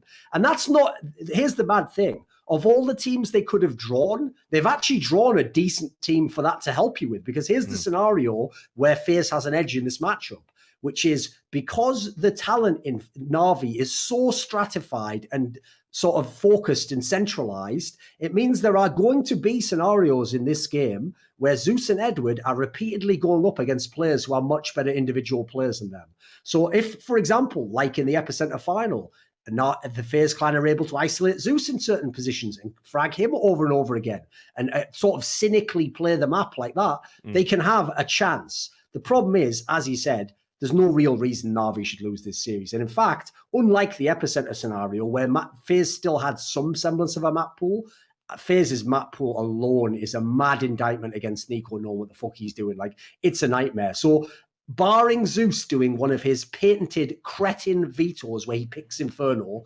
By the way, I might do a whole video on that topic because it's like that one. You remember I wrote that article about Echo Fox? Yeah. Like if I'd have said on Twitter, maybe this is the difference, right? If I'd have said on Twitter, Echo Fox is the worst team dollar for dollar that was ever constructed, that would be taken as such a disrespectful, rude comment. But when you read my article, hard to argue against it at the end, wasn't it? Because I had all the facts nailed down. I put all the context in there in a very fair manner. And at the end, my conclusion made sense. Similarly, if you look at the map pool of Na'Vi, they should have one of the better map pools in the world. They can go anywhere they want in this map pool and wreck FaZe Clan and make it either 2-0 or a clear 2-1.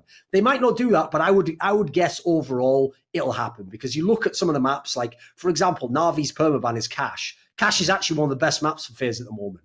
FaZe Clan's trying to force Dust 2. Na'Vi's not terrible on Dust 2, even though they're not great on it. Like, that's not going to help you that much. There's not really anywhere that they can go, quite frankly. So barring a really weird Zeus pick, Na'Vi should win this series. Yeah, and just a few final thoughts as well, just in terms of statistics. This is how you know how dysfunctional FaZe is right now. Like, obviously, after Nico's in the top 6 players at the tournament, the next best player on FaZe is Adren. Jesus. Yeah, like Guardian's below him statistically, Reigns below him statistically, Olaf's below Edward statistically. Yep. He's not had a great tournament. That's the whole reason I made that point about Olaf Meister. Yeah. It's like, remember, well, he admitted it, didn't he? He said I've been carried this event. I'll give it a fair play to him for doing that, by the way. Because here's the analogy I would give.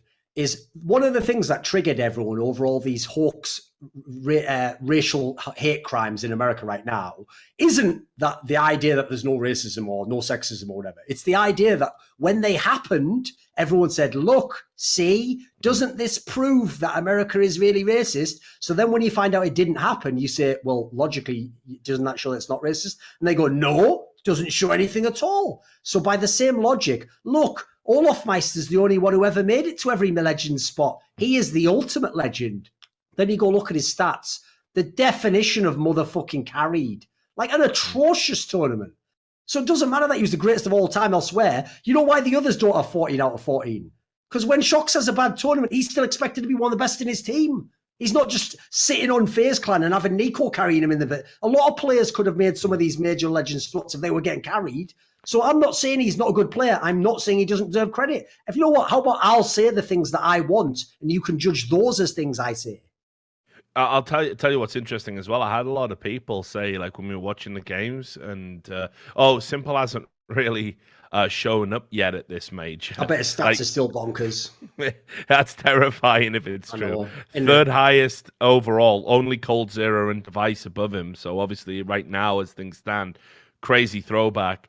But he's still got the second highest kill differential, a 1.31 rating across 6 months. Like, I didn't even realize how well it was. I was thinking maybe he might be a little bit further down, but no, he's there, top. There's the narrative comparison for you right there. If this was radio and you could only go on what people are saying, you'd think Forest was better than Simple right now.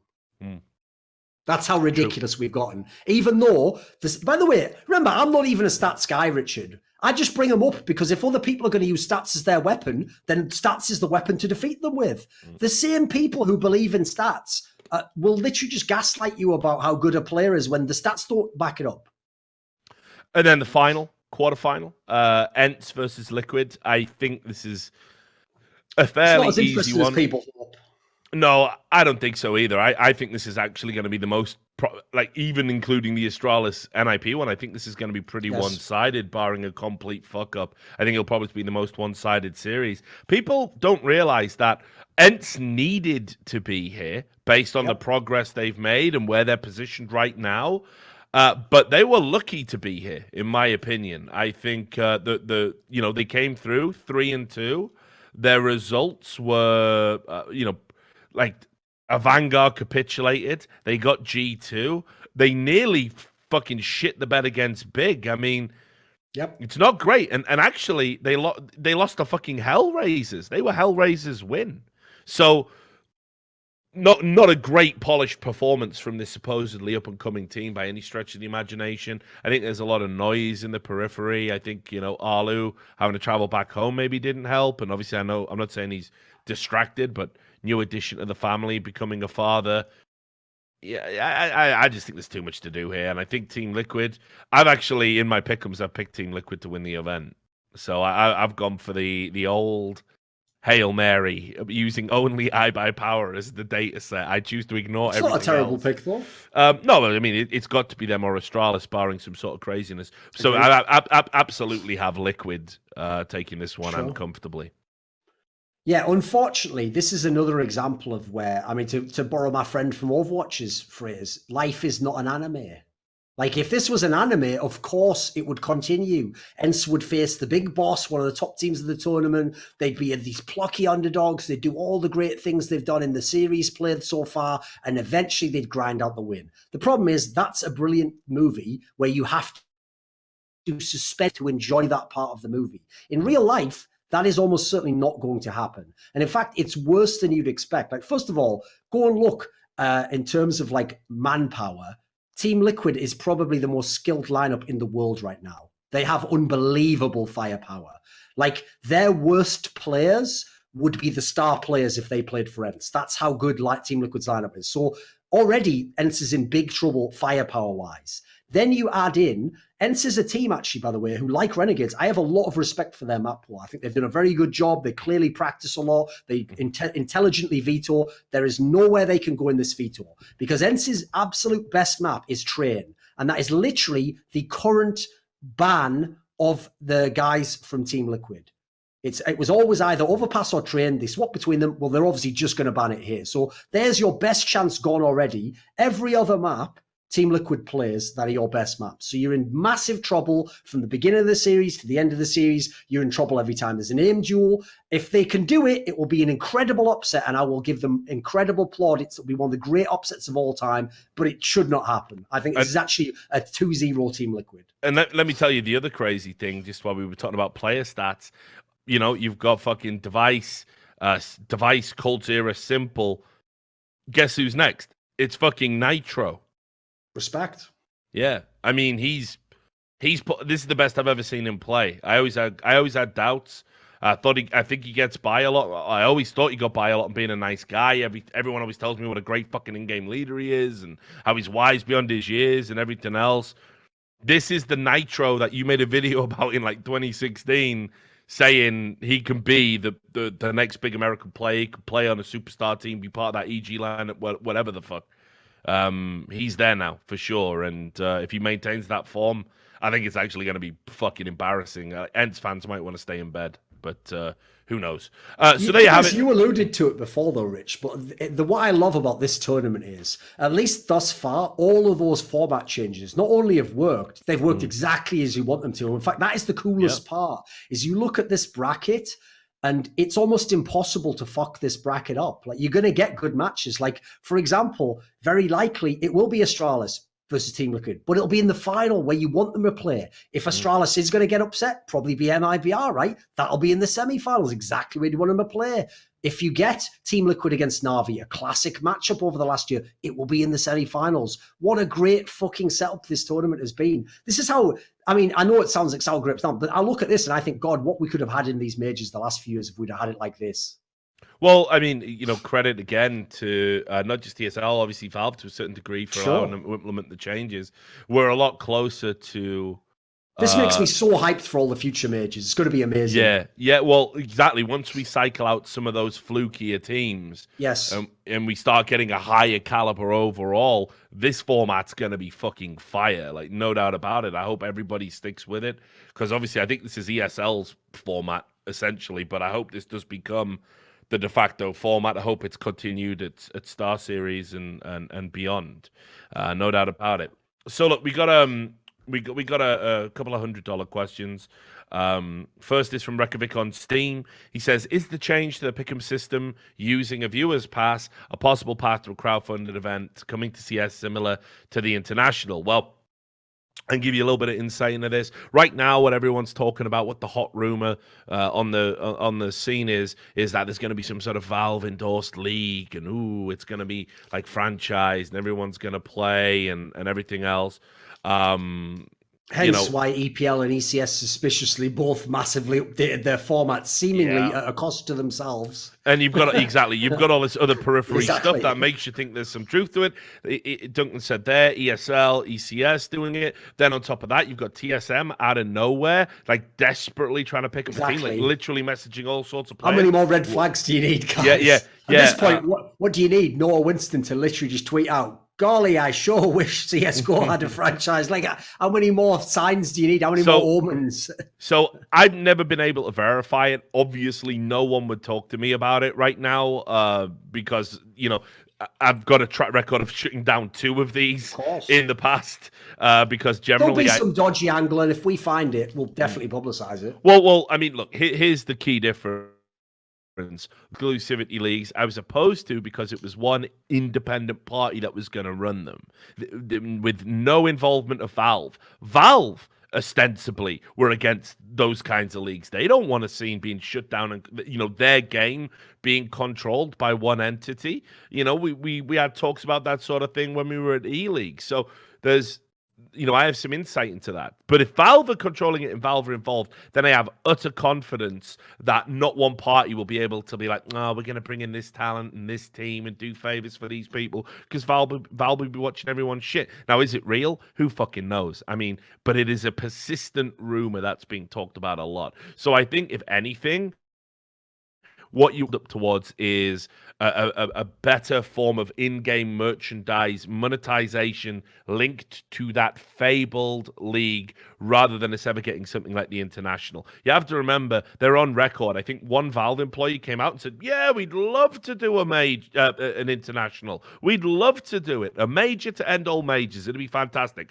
Paraphrasing, of course. Then about a week later, in a separate publication, another Valve employee came out, a more senior one, and basically said, we don't want to copy what Dota does. We've got our own ideas and our own direction, and we don't ever think there'll be an International for CSGO. So I don't think we're ever going to get one. I think if we were going to get one, we would have got one by now. That doesn't mean we can't get something that's as big and in terms of money and merchandising and everything else. And maybe it's a league rather than a one-off tournament that people dub the Super Bowl of esports.